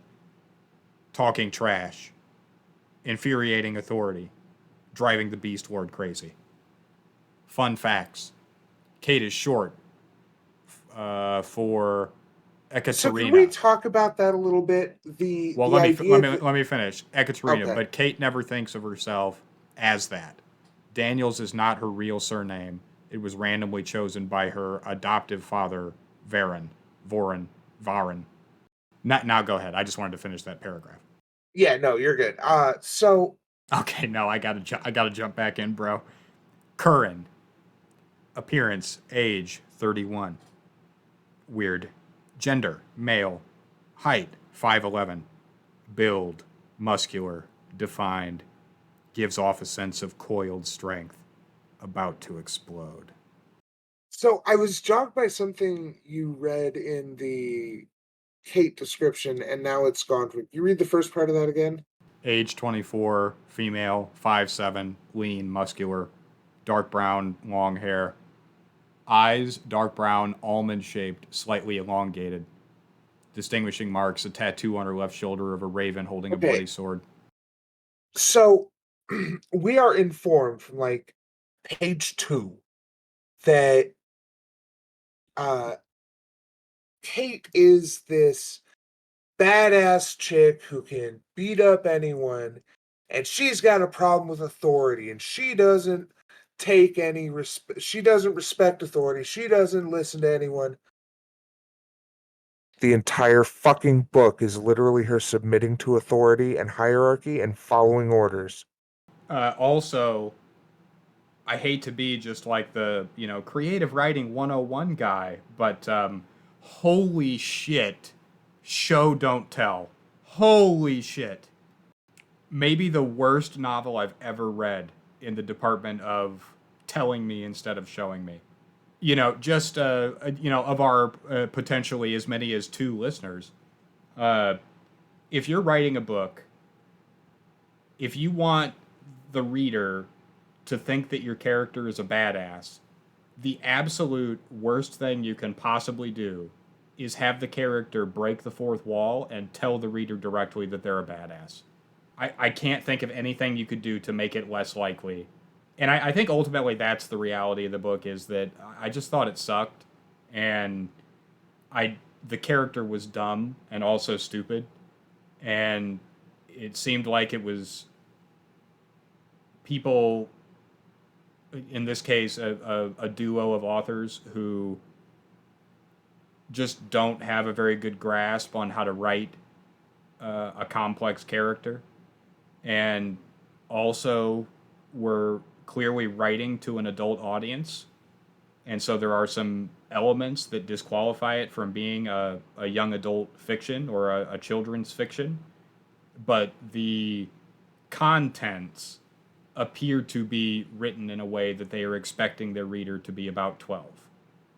It definitely has a lot of what I call the children's story hallmarks, which is and this is something that I really first noticed with Harry Potter, which is the world doesn't make sense if you try to figure out how our world got from our world to here. Like there are a lot of things about it that just don't make sense on any kind of time scale. There's no elaboration on what's going on outside of Atlanta. Apparently, she lives in a house that is apparently self-sufficient, that is out in the lowlands around Atlanta. But how is that? Like the implication is that outside of Atlanta is this lawless wasteland where you have to be tough to survive. So how has she survived for so long? Is she even tough? Doesn't she just get her ass kicked over and over? I mean, she is legitimately skilled with her sword. Although I'll be honest, I'm drawing a blank in the book itself. There's a scene in the short story where she handles herself with a sword, although it's kind of elided over. But Yeah, but it's not. Um, she never fights anybody that has a sword. So she's just good at chopping up unarmed, like beast creatures. yeah, it's definitely one of those, well, I'm alive and relatively uninjured and they're not, so I'm really good with a sword. And it's like, well, I mean, there's certainly an amount of skill to that, but is it really that big a deal? And again, like, we don't know how impressive her esoteric knowledge is. Because, like, yeah, we don't know a lot about obscure Slavic monsters, but I'll bet if there was a group of them living in the park just outside of town, I'd learn a thing or two. I think I would pick up something. So it's impossible to say how much her knowledge is impressive for someone in that world and how much of it is, yeah, yeah, we know. We all took the same classes in school. Every fourth grader knows this information. Well, and it sort of also is implied and to some degree explicit that it's not that she has trained martial prowess. She has a really powerful magic sword.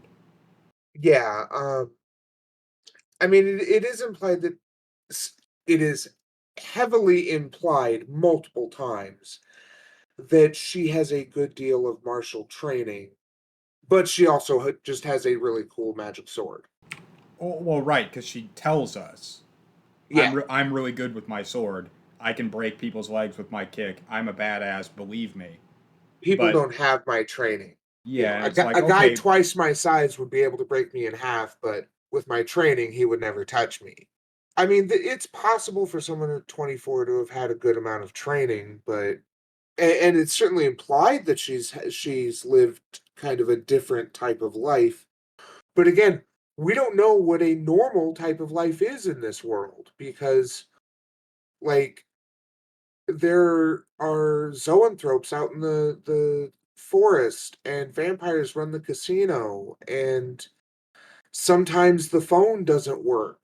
You know, how do people? Obviously, this was despite coming out in 2007, it was written before the internet was really a thing. Um, okay, I didn't realize it was quite that old. yeah, it was first released in 2007, I believe. But I think I don't quote me on this, but I believe I read that Ilona Gordon had had the seed of the idea from the early '90s. So um, I think it would be fair to assume that uh, technology as we knew it probably is somewhere in the '90s. And then it's been some amount of time, 50, 70, 100 years, where magic has existed. So you're telling me that the narrative that I just read, that conceivably she might have had as much as 15 years or more to chew on that, and the narrative that we got, that is the culmination of it with a partner to write it. That may be what I'm saying. I, So I, just to circle back to my point, if you're listening to this I and you're thinking, boy, I'd like to be a writer, but maybe I'm just not good enough. Maybe my story idea is not cool enough. Just fucking do it. Just do it. The world needs you. Rise up. mean, Because this is a legitimately, it, bestseller. This is a bestseller, boys. This isn't just a self-published, sold 100 copies on Amazon over the course of 5 years. The author made $20. This hit the list. You could do it too. it has literally never been easier to get like your published works out there. To be Well, totally no, and honest, I've said this before too, but probably not on the podcast. There's a lot of talk of the AI is going to rise up, and it's like, well, if this is the pinnacle of what's on the bestseller list, um, bring me the AI. it kind of hurts to say that, but yeah, you're not wrong. So, in the interest of time and sort of redirecting us, let's jump into depictions of violence in the text, and the let's talk about the action scenes a little bit, because in some sense, if we set aside the artificial risk and some of the other things that we've talked about, I actually did like the the action scenes. I thought they were fairly engaging. So, what was your take on that? There wasn't. I mean, there was a lot of implied violence, particularly to Kate. But I don't remember the actions. So I think the most damning criticism I can get is that I don't remember many big action scenes. Uh, I mean, I remember like the end fight, which was a lot of describing magical theory and a lot of dialogue, and then a one paragraph, uh, and then I stabbed him in the heart. Yeah, and I understand that that's kind of a thing with your, I don't know what you would call it, your gothic influenced monsters, but it was pretty cheesy that he's just regenerating from all these grievous wounds and having chunks of his body ripped apart. That she even, or no, it's Curran rips him in half, and he's like ah ha ha, just like reforms or whatever, and then she just pokes him one time, and he's like ah. Yeah, it's like really just stab him in the heart. and he had no way of protecting that. Like he was, there's a trope for that. It's called the idiot ball. When you just do something stupid because the plot demands it. Okay, and what about the there's no mention, there's no lead up, nothing in the text to make you believe that this might be possible, and then in the final scene of the narrative, poof, giant bone dragon. Sure. I mean, I mean, is that a thing in urban fantasy? I mean, everything is a thing in urban fantasy, but no, just I guess we can kind of cross this into our discussion of magic systems and stories with magic, because this is definitely the latter. And as such, there's discussion of throwing fireballs, and someone summons a giant Draco Lich, but there's not really any. Well, and remember, the dragon is it's like a mind controlled zombie, but it's a bunch of guys controlling it, like they're carpooling. Yes, yeah. So I guess the highest stakes drift compatibility possible, um, to make sure that they can pilot the giant Draco Lich. And that's one of those things. Who the hell does how does he have these people? Were they his children? Like, how does this guy have enough people to pilot a fucking Draco Lich? Why do you need people to pilot a Draco Lich? Like it. Wow, bone dragon zombie. The word lich is never used. Well, no, and Lich would imply intelligence and uh, independence, as well as incredible power. Um, so yes, Bone Dragon Zombie. You know, It for me, it just seemed like a random carpool uh, injection of a high fantasy uh, trope, and it again, it just seemed weird and ham fisted and kind of a skill issue. I do wonder if they had decided that they wanted the final fight to be against this giant Draco zombie, and they're like, well, but like she has a sword, and we haven't really given her any like big magical powers or anything. How is she going to kill it? Well, and then they thought about it for at least 7 seconds and decided, I got it. We'll make the Draco zombie have to be piloted by multiple normal guys who she can pick off and kill, and that'll destroy the zombie. And these guys are all nearby and unprotected, or lightly protected, so she can just pick them off, no problem. Genius! Oh, honey, you're such a great writer. Oh, we're gonna make $1 million Is with this that one. the problem? Is that the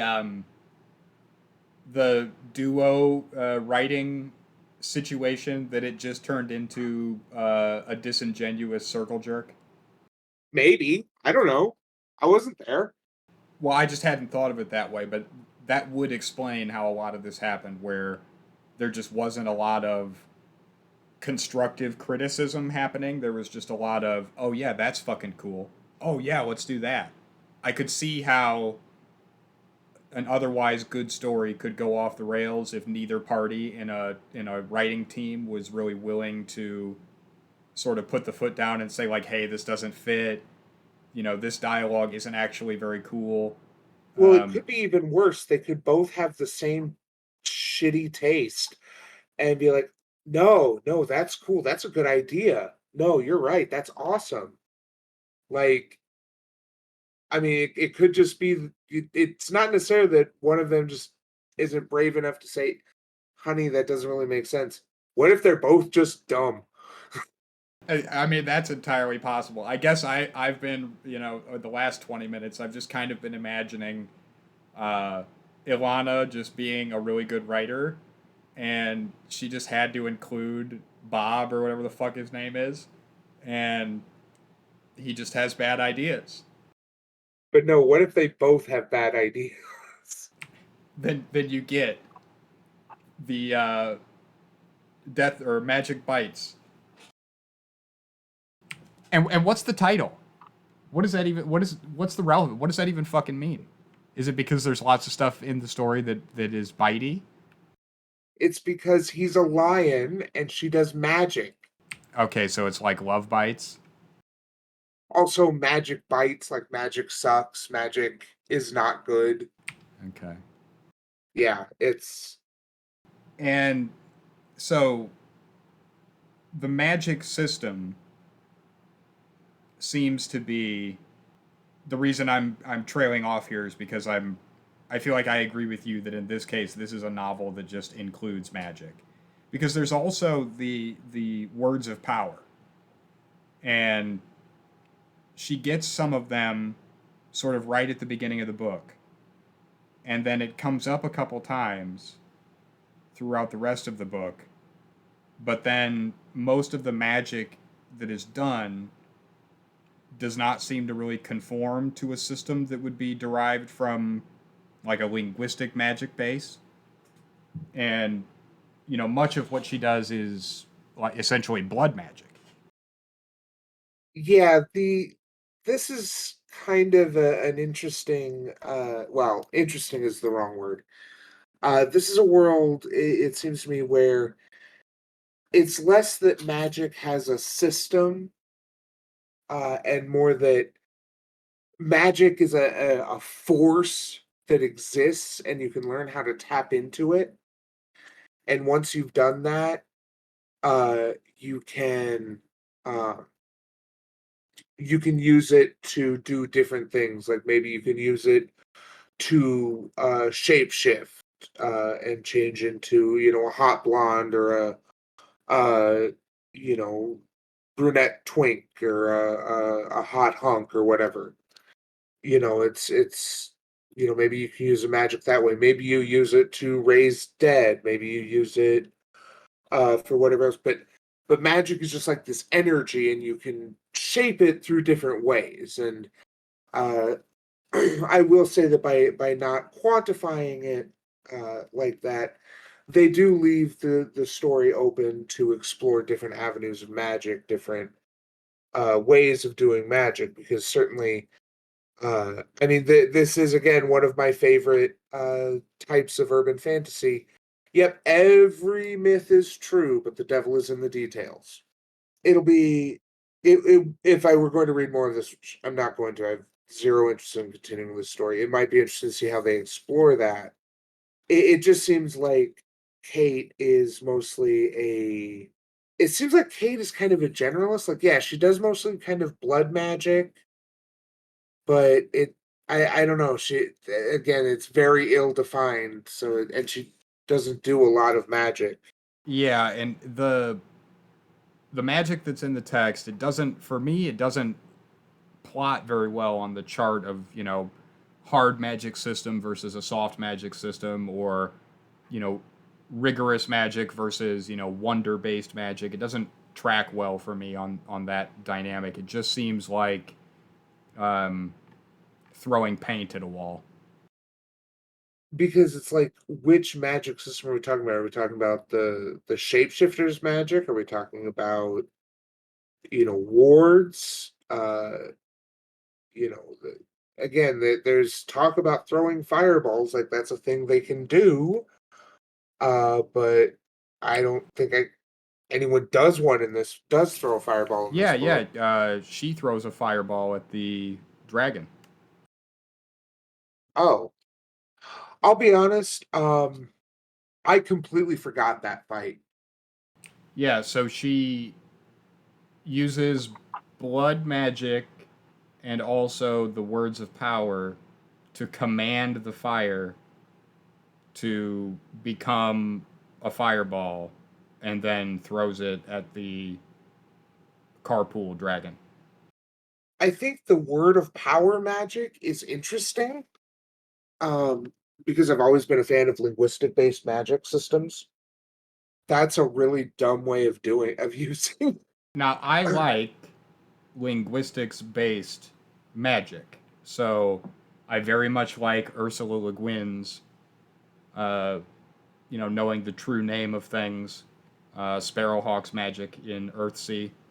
I also very much enjoyed Patrick Rothfuss's conception of knowing the names of things from Name of the Wind and so on and so forth.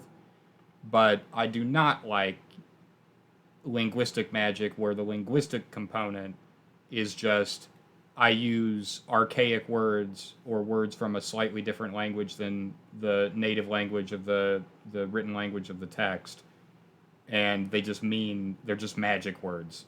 Harry Potter being the most horrific example of this. That for me, the worst part. Well, I don't want to go that far. So if we're not talking about the social elements of the Harry Potter texts from a mechanical perspective, my least favorite part is that they're always screaming these dumbass words at each other. Uh, Never read Aragon. Is it the same? It's basically the worst. I'm gonna stop while the train goes by. You know, the more that we do this, I like the train. Fuck it, we're leaving the train in. Choo All right. choo. So it's like the worst of what you described Rothfuss's system is, with the worst of like the Harry Potter system. There's the ancient elven language in which it's impossible to lie. And to perform magic, you have to learn the words for different things and concepts in the ancient elven language. Thus you can do magic. So like to conjure fire, you have to use the elven word for fire. And there are a couple other spells that are like the elven word is only kind of tangentially related to what the spells do, but from what you described, you would hate the magic system. Well, for me, Harry Potter and as you're saying, Aragon, it's the equivalent of like a sword, a sword wielding fighter that every time they do something, they scream, thrust, parry. It's just the height of cheese. Armor piercing arrows, armor piercing arrows. Fireball, fireball. Yeah. Yeah, I hate it. And the the moments where the words of power came up in the text, I literally had to stop for a second and just go, oh. So I actually kind of want to probe this a little bit. So is it when it's explicitly like an ancient uh language that is just being spoken, like the words themselves have power, or like where does Raven's Atrion, Metrion, Zinthos fall on this scale? Because that's just nonsense syllables, but it's supposed to be like in the demon tongue or whatever. I guess I don't so much care if the language is made up or not. So like um, Rowling's magic is Latin. some kind of faux Latin. It's not actual Latin. It's stylized. And am I wrong? I believe she actually has a degree in classics. She does, yes. So you almost even want to give her a pass because she has the background. She's obviously interested in ancient languages, and so she incorporated it into her book. That almost verges on cool in that sense alone. The application of it in her text, if it had been like you use the words to learn the spell, but then you don't have to use the word every time, then we wouldn't be having this discussion about Harry Potter. And in fact, implicitly, Rowling knows this because even in the text and of course in the movies, whenever the stakes are high enough, we just conveniently forget that the magic words exist and they just shoot spells at each other. Um, so I will say that that is explicit in the book as something that you have to learn and practice. Yes, but it's implied that that is an S tier um, hyper skill that is relegated to uh, you know the high characters. It's not something that any of the the number of people in the text that end up just doing it does not equate to the level of power that is attributed to that skill. True. No. Uh, so in the sixth book, they are taught to silent cast, and while it is Snape doing the teaching, it's sort of implied that, yeah, you all could learn to do this. I'm not going to actually teach you properly to make sure you all do, but you all could learn to do this in this time to essentially self silent cast any spell. So 16-year-olds are capable of doing this. So I feel like it's less of a flex and more of just Rowling's lazy writing. Yeah, I again like it's a thing that is mentioned, but ill defined in the sense that the characters that do it in the text, it's not based on their skill level. It's based on the needs of the what I would call like the cinematography of the narrative.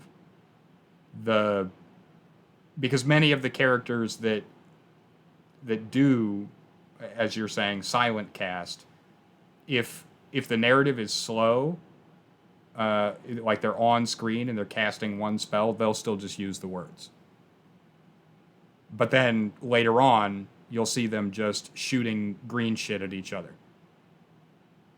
So it's not a consistent thing where Lupin is super powerful, so he silent casts, but X other character does not. It has more to do with if she tried to write some of the scenes in the Order of the Phoenix where they're fighting and she had all of them say the magic words, it would just be a page of just like the three spells. It would just be quotation mark, random magic word, quotation mark, and then copy paste 20 times.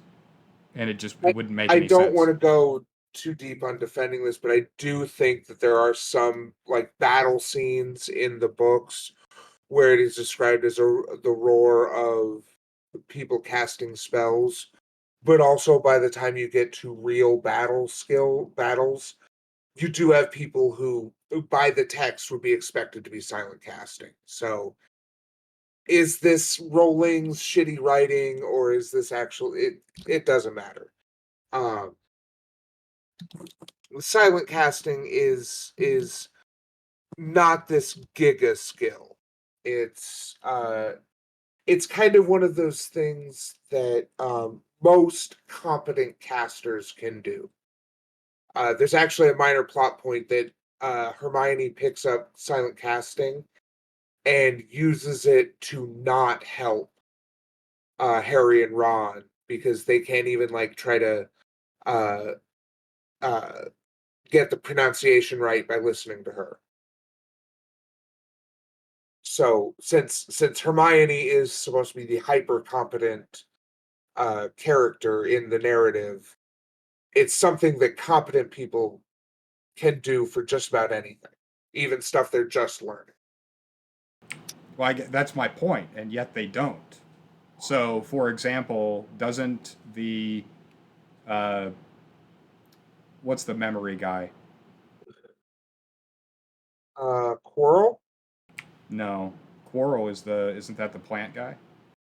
No, Lockhart is who. Lockhart, yeah. So he's isn't he considered, canon wise, to be among the most powerful memory charm No, dudes? uh, Isn't that his speciality? he says it's his speciality. I've certainly read fanon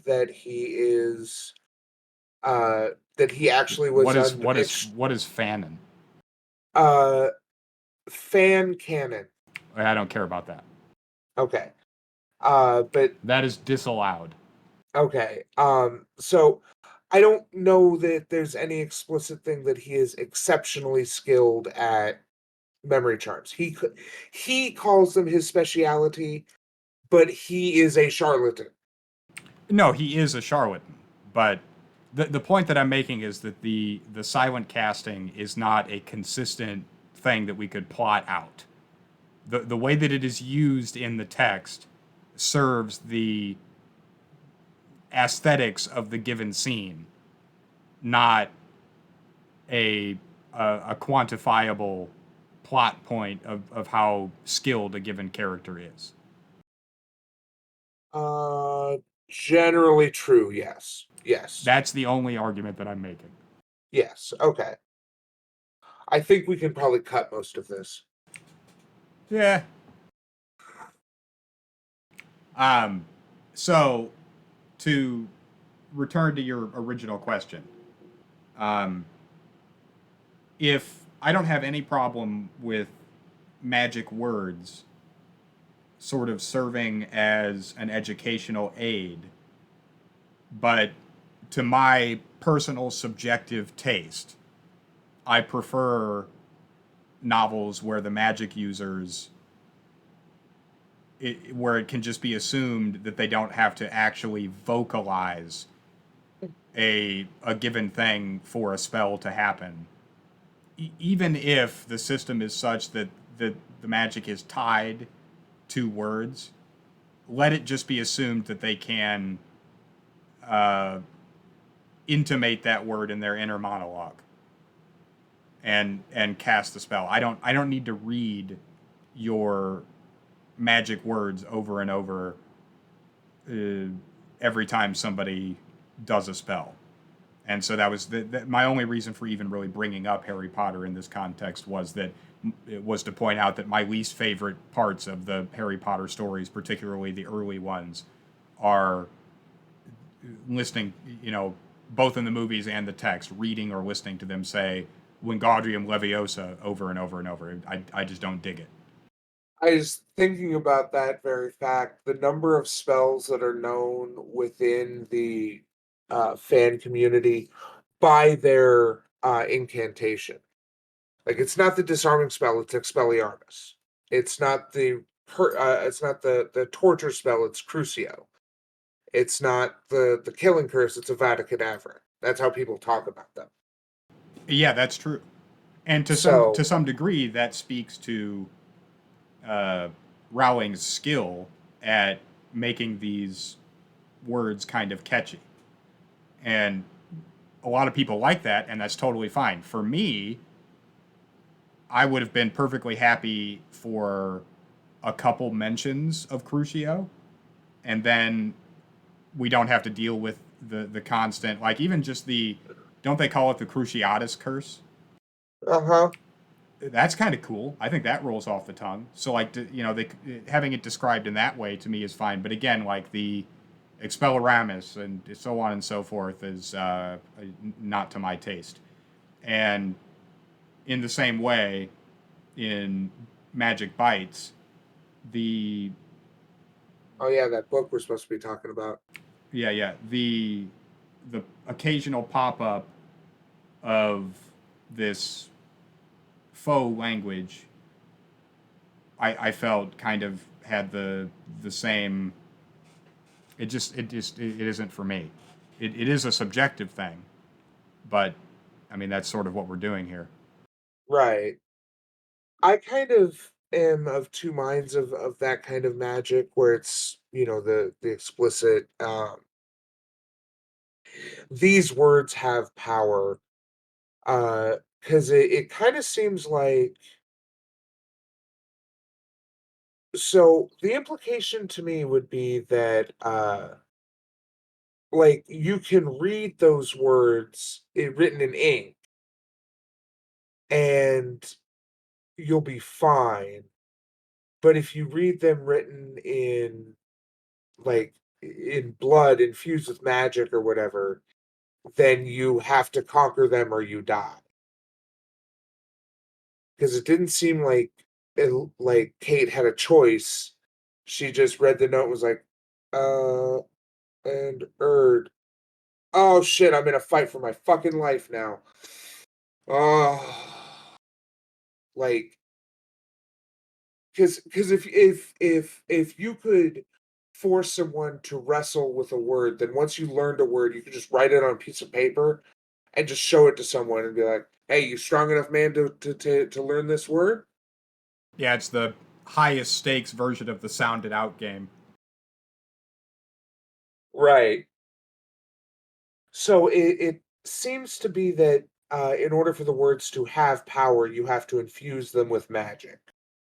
And I think I prefer that to ones where the words just inherently have power, where you can, trigger a fireball by saying the right words in conversation.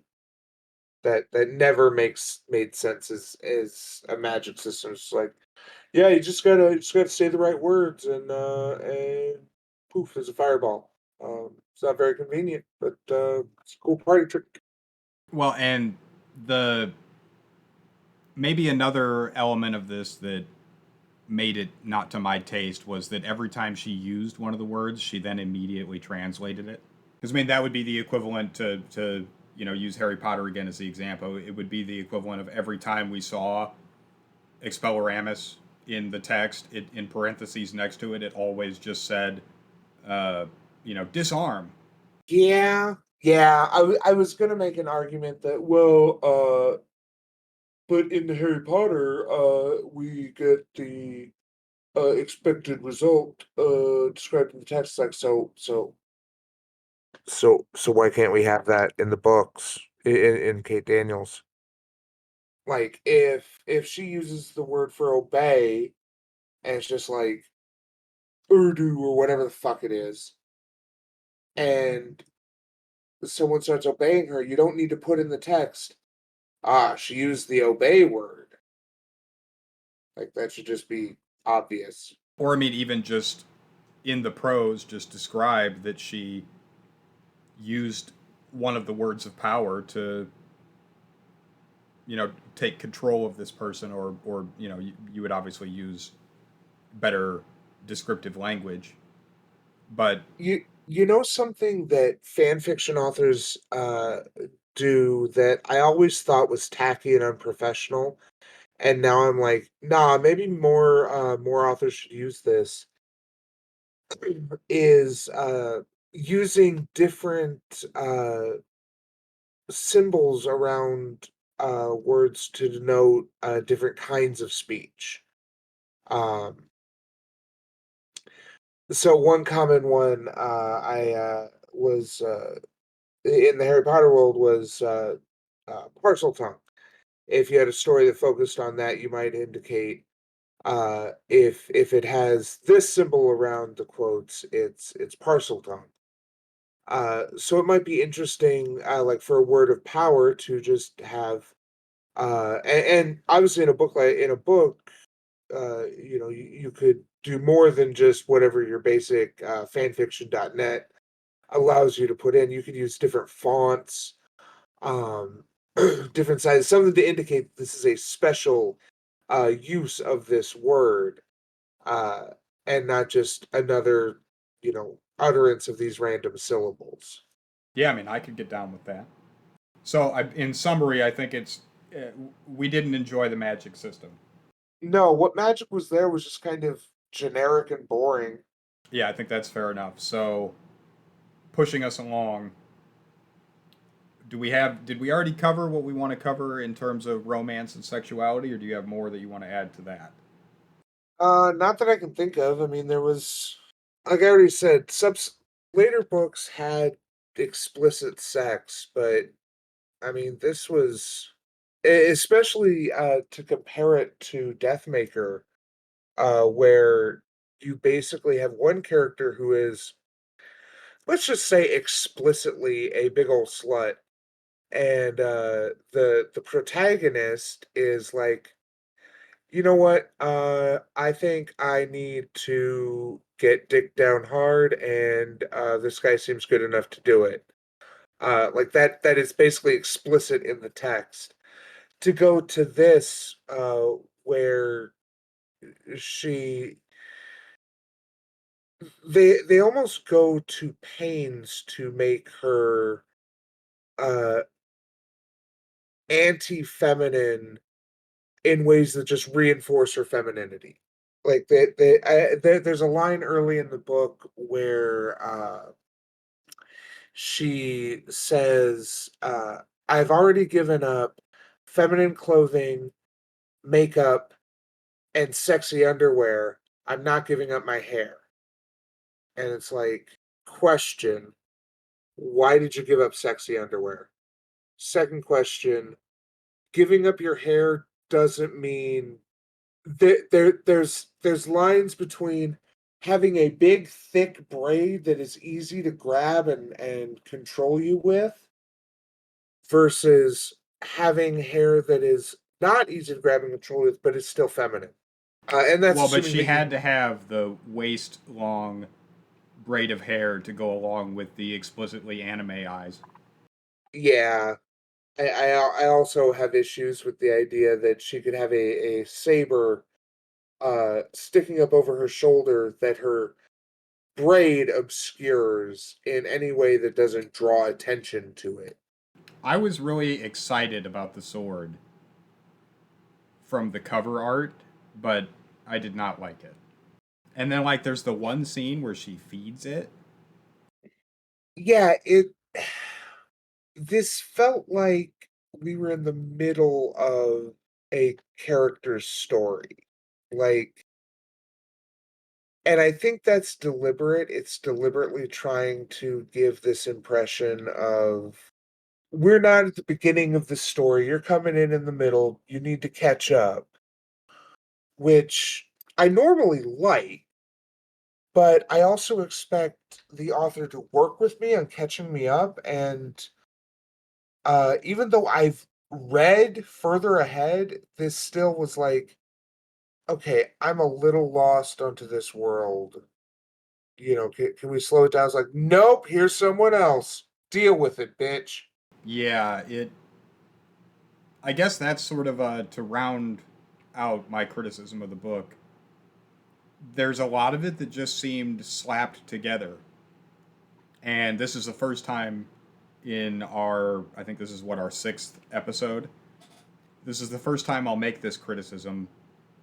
I think the book needed to be longer, and more things needed to be explained. There needed to be just more material, and again, given that there's all of this stuff at the after the narrative concludes, even just another 20 or 30 pages of well written, a few scenes that gave us some more information about how the systems worked and showed instead of told us that Kate was a badass and justified some of the things that happened in the text. I think this could have been a much better read.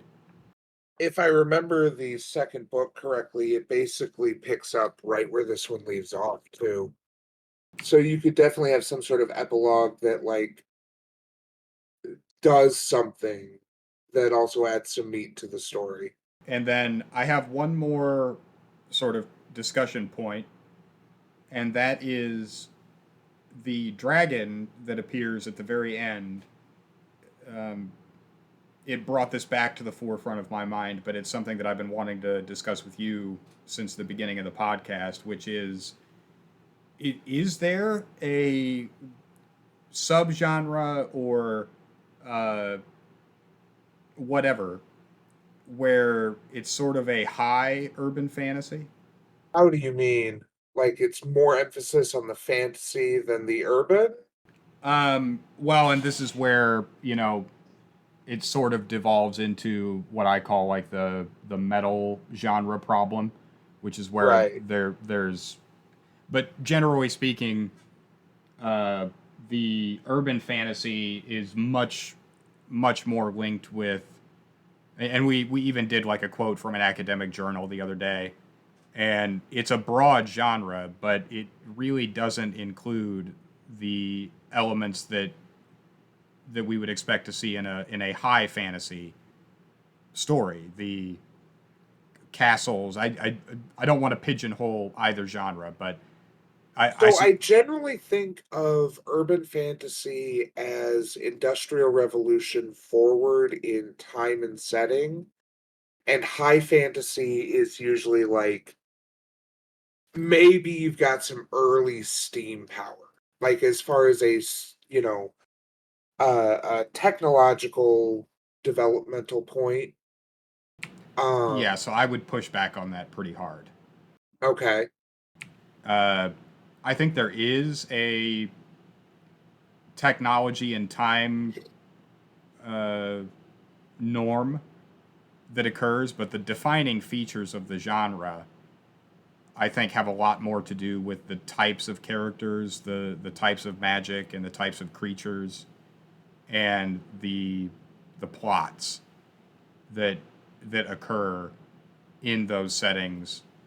And so I guess what I'm asking is, have you encountered or would you like to encounter urban fantasy that was not so reliant on werewolves and vampires and the cop procedural, but that was instead where you had, let's just say, Tolkienian wizards and dragons and so on and so forth, and a plot that did not necessarily revolve around, as I said, police procedurals, but that did exist in the same setting in terms of the technological advancement and perhaps even the manifestation of a magic system on the world. So yes and no. Yes to the first part, no to, well, not a hard no. Um, so there I have definitely encountered, I guess I'm having a little trouble separating because in my mind I don't see a whole lot of difference between like an urban fantasy story where someone is tracking down a MacGuffin as being but they're staying within the same city. I don't see that as any different than like a fantasy story that, ranges to different locales. As far as like plot structure, whatever, they're both adventuring stories, is what I'm getting at. Um, so I have definitely encountered ones that don't rely on like police procedurals. There's one series I remember where it basically starts out as more of a spy thriller, and keeps like the thriller angle through the series. I guess private detective is basically the same thing as police procedural, right? Yes. Yeah. Yeah, because I guess to define my question a little bit more, if I had to, as a high fantasy fan, fanatic, buff, whatever, the parts of this genre that grate on me, that make me happy to return to a high fantasy novel after we've read one of these, is the continuous propping up of police and the I just kind of already know before the book starts that like there's going to be vampires and they're going to use the unnecessary shortening of the word and call them vamps, and there's probably going to be werewolves. And this is knowing full well that you could make similar criticisms of high fantasy. You could just as easily say there's going to be a mysterious wizard and there's probably going to be a dragon and elves and dwarves.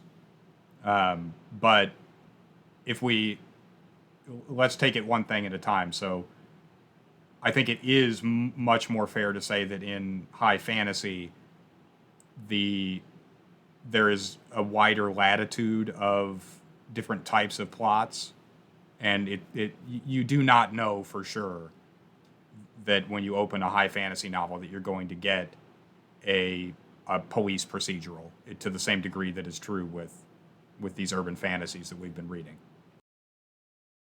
Yeah, and I think it is that a lot of them evolve from crime and that kind of because a lot of them are just like, well, what if this crime or superhero story or whatever, but like there were wizards and vampires and werewolves or whatever.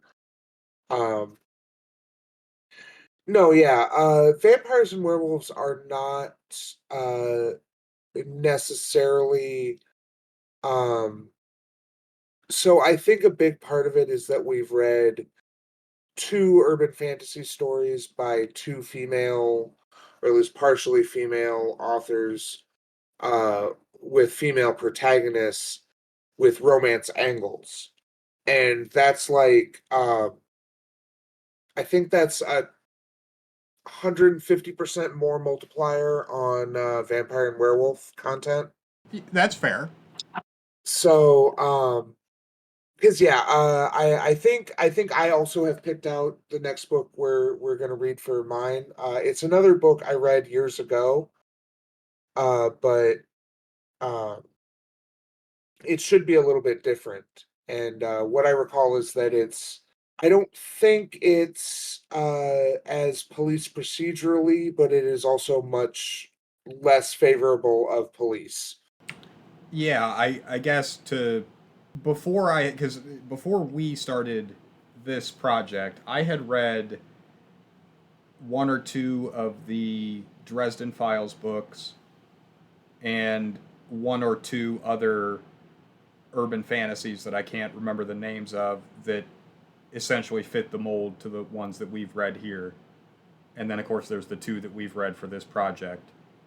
But again, as an outsider to the genre, I was kind of hoping for more sophisticated social commentary, given the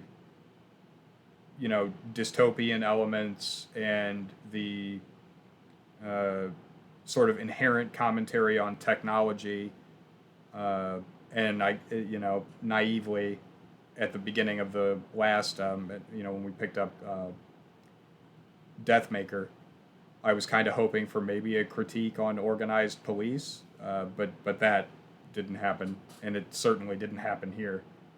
Yeah, it's been so long since I read deep into Dresden that I don't remember how much his one of his biggest partners and future love interest being a cop.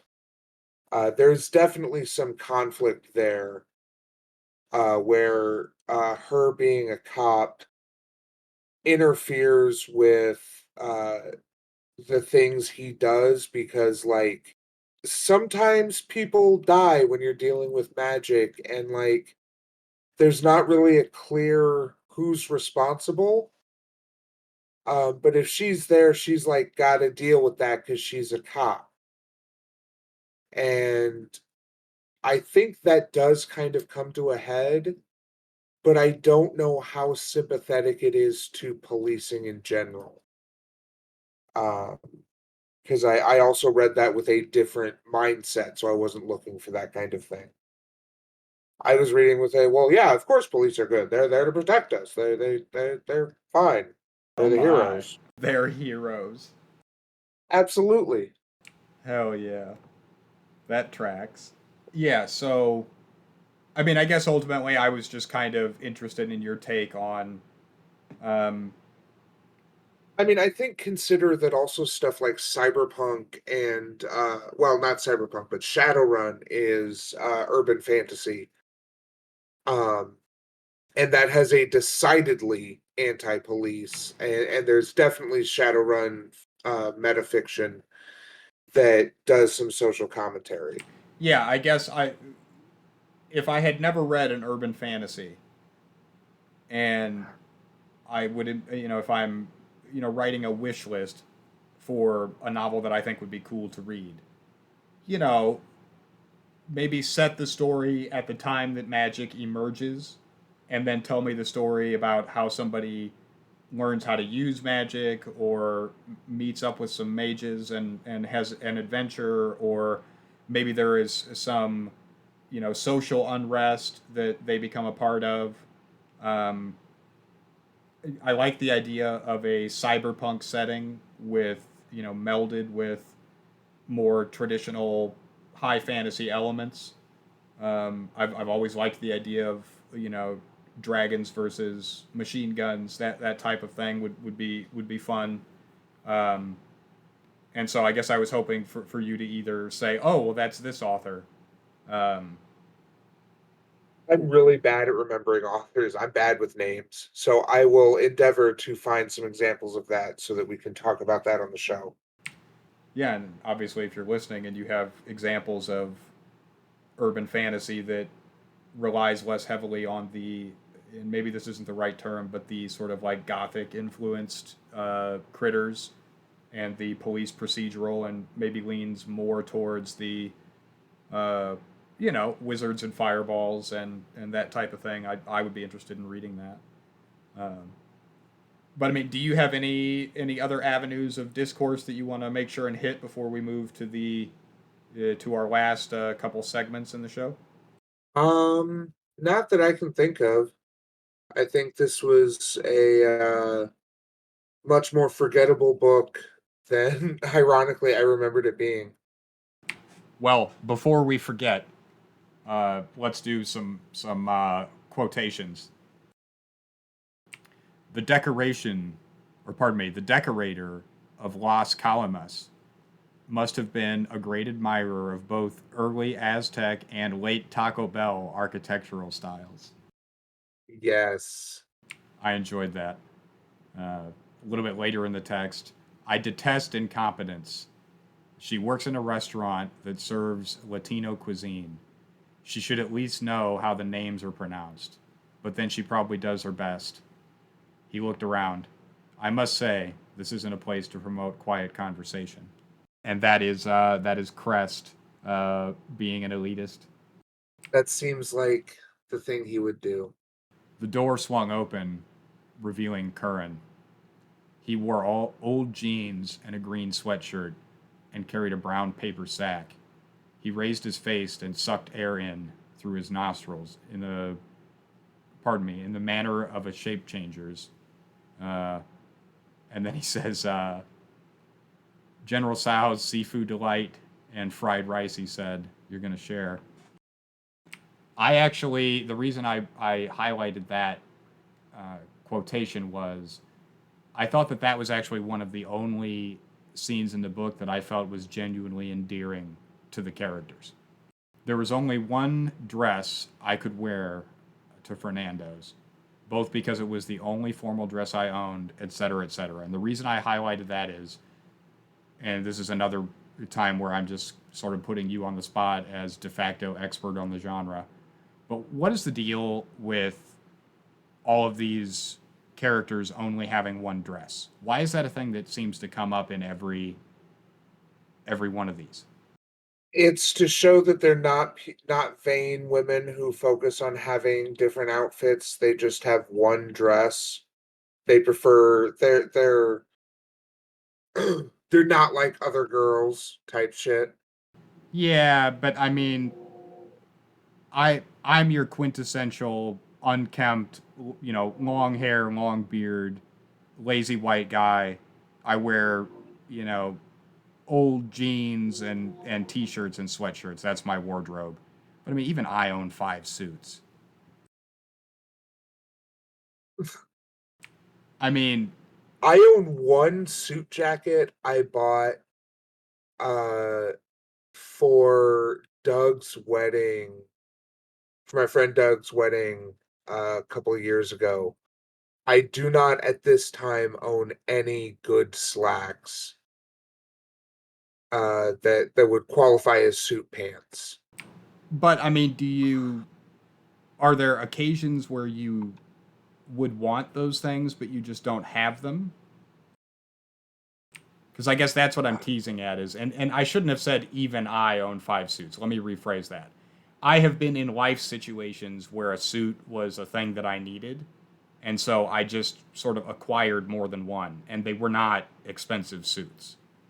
In the same way that it just comes off as disingenuous when a character who, you know, she clearly like works with the public and works with police, but I'm supposed to believe that she's 25, 26, and she literally only has one thing she can wear to anything slightly formal. It just doesn't track. yeah, I think it's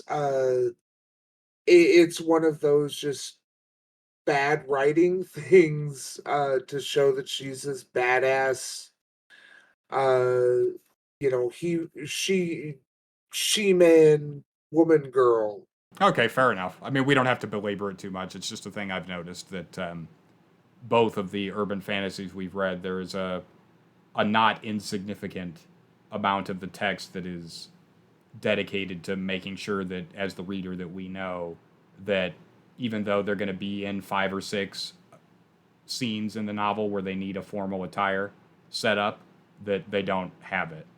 All right, next one. A man takes you to a restaurant of his choosing. Don't complain, or pardon me, don't compliment him. Rave about the quality of the food, and he'll be thrilled because he took you there. It wasn't in me to rave.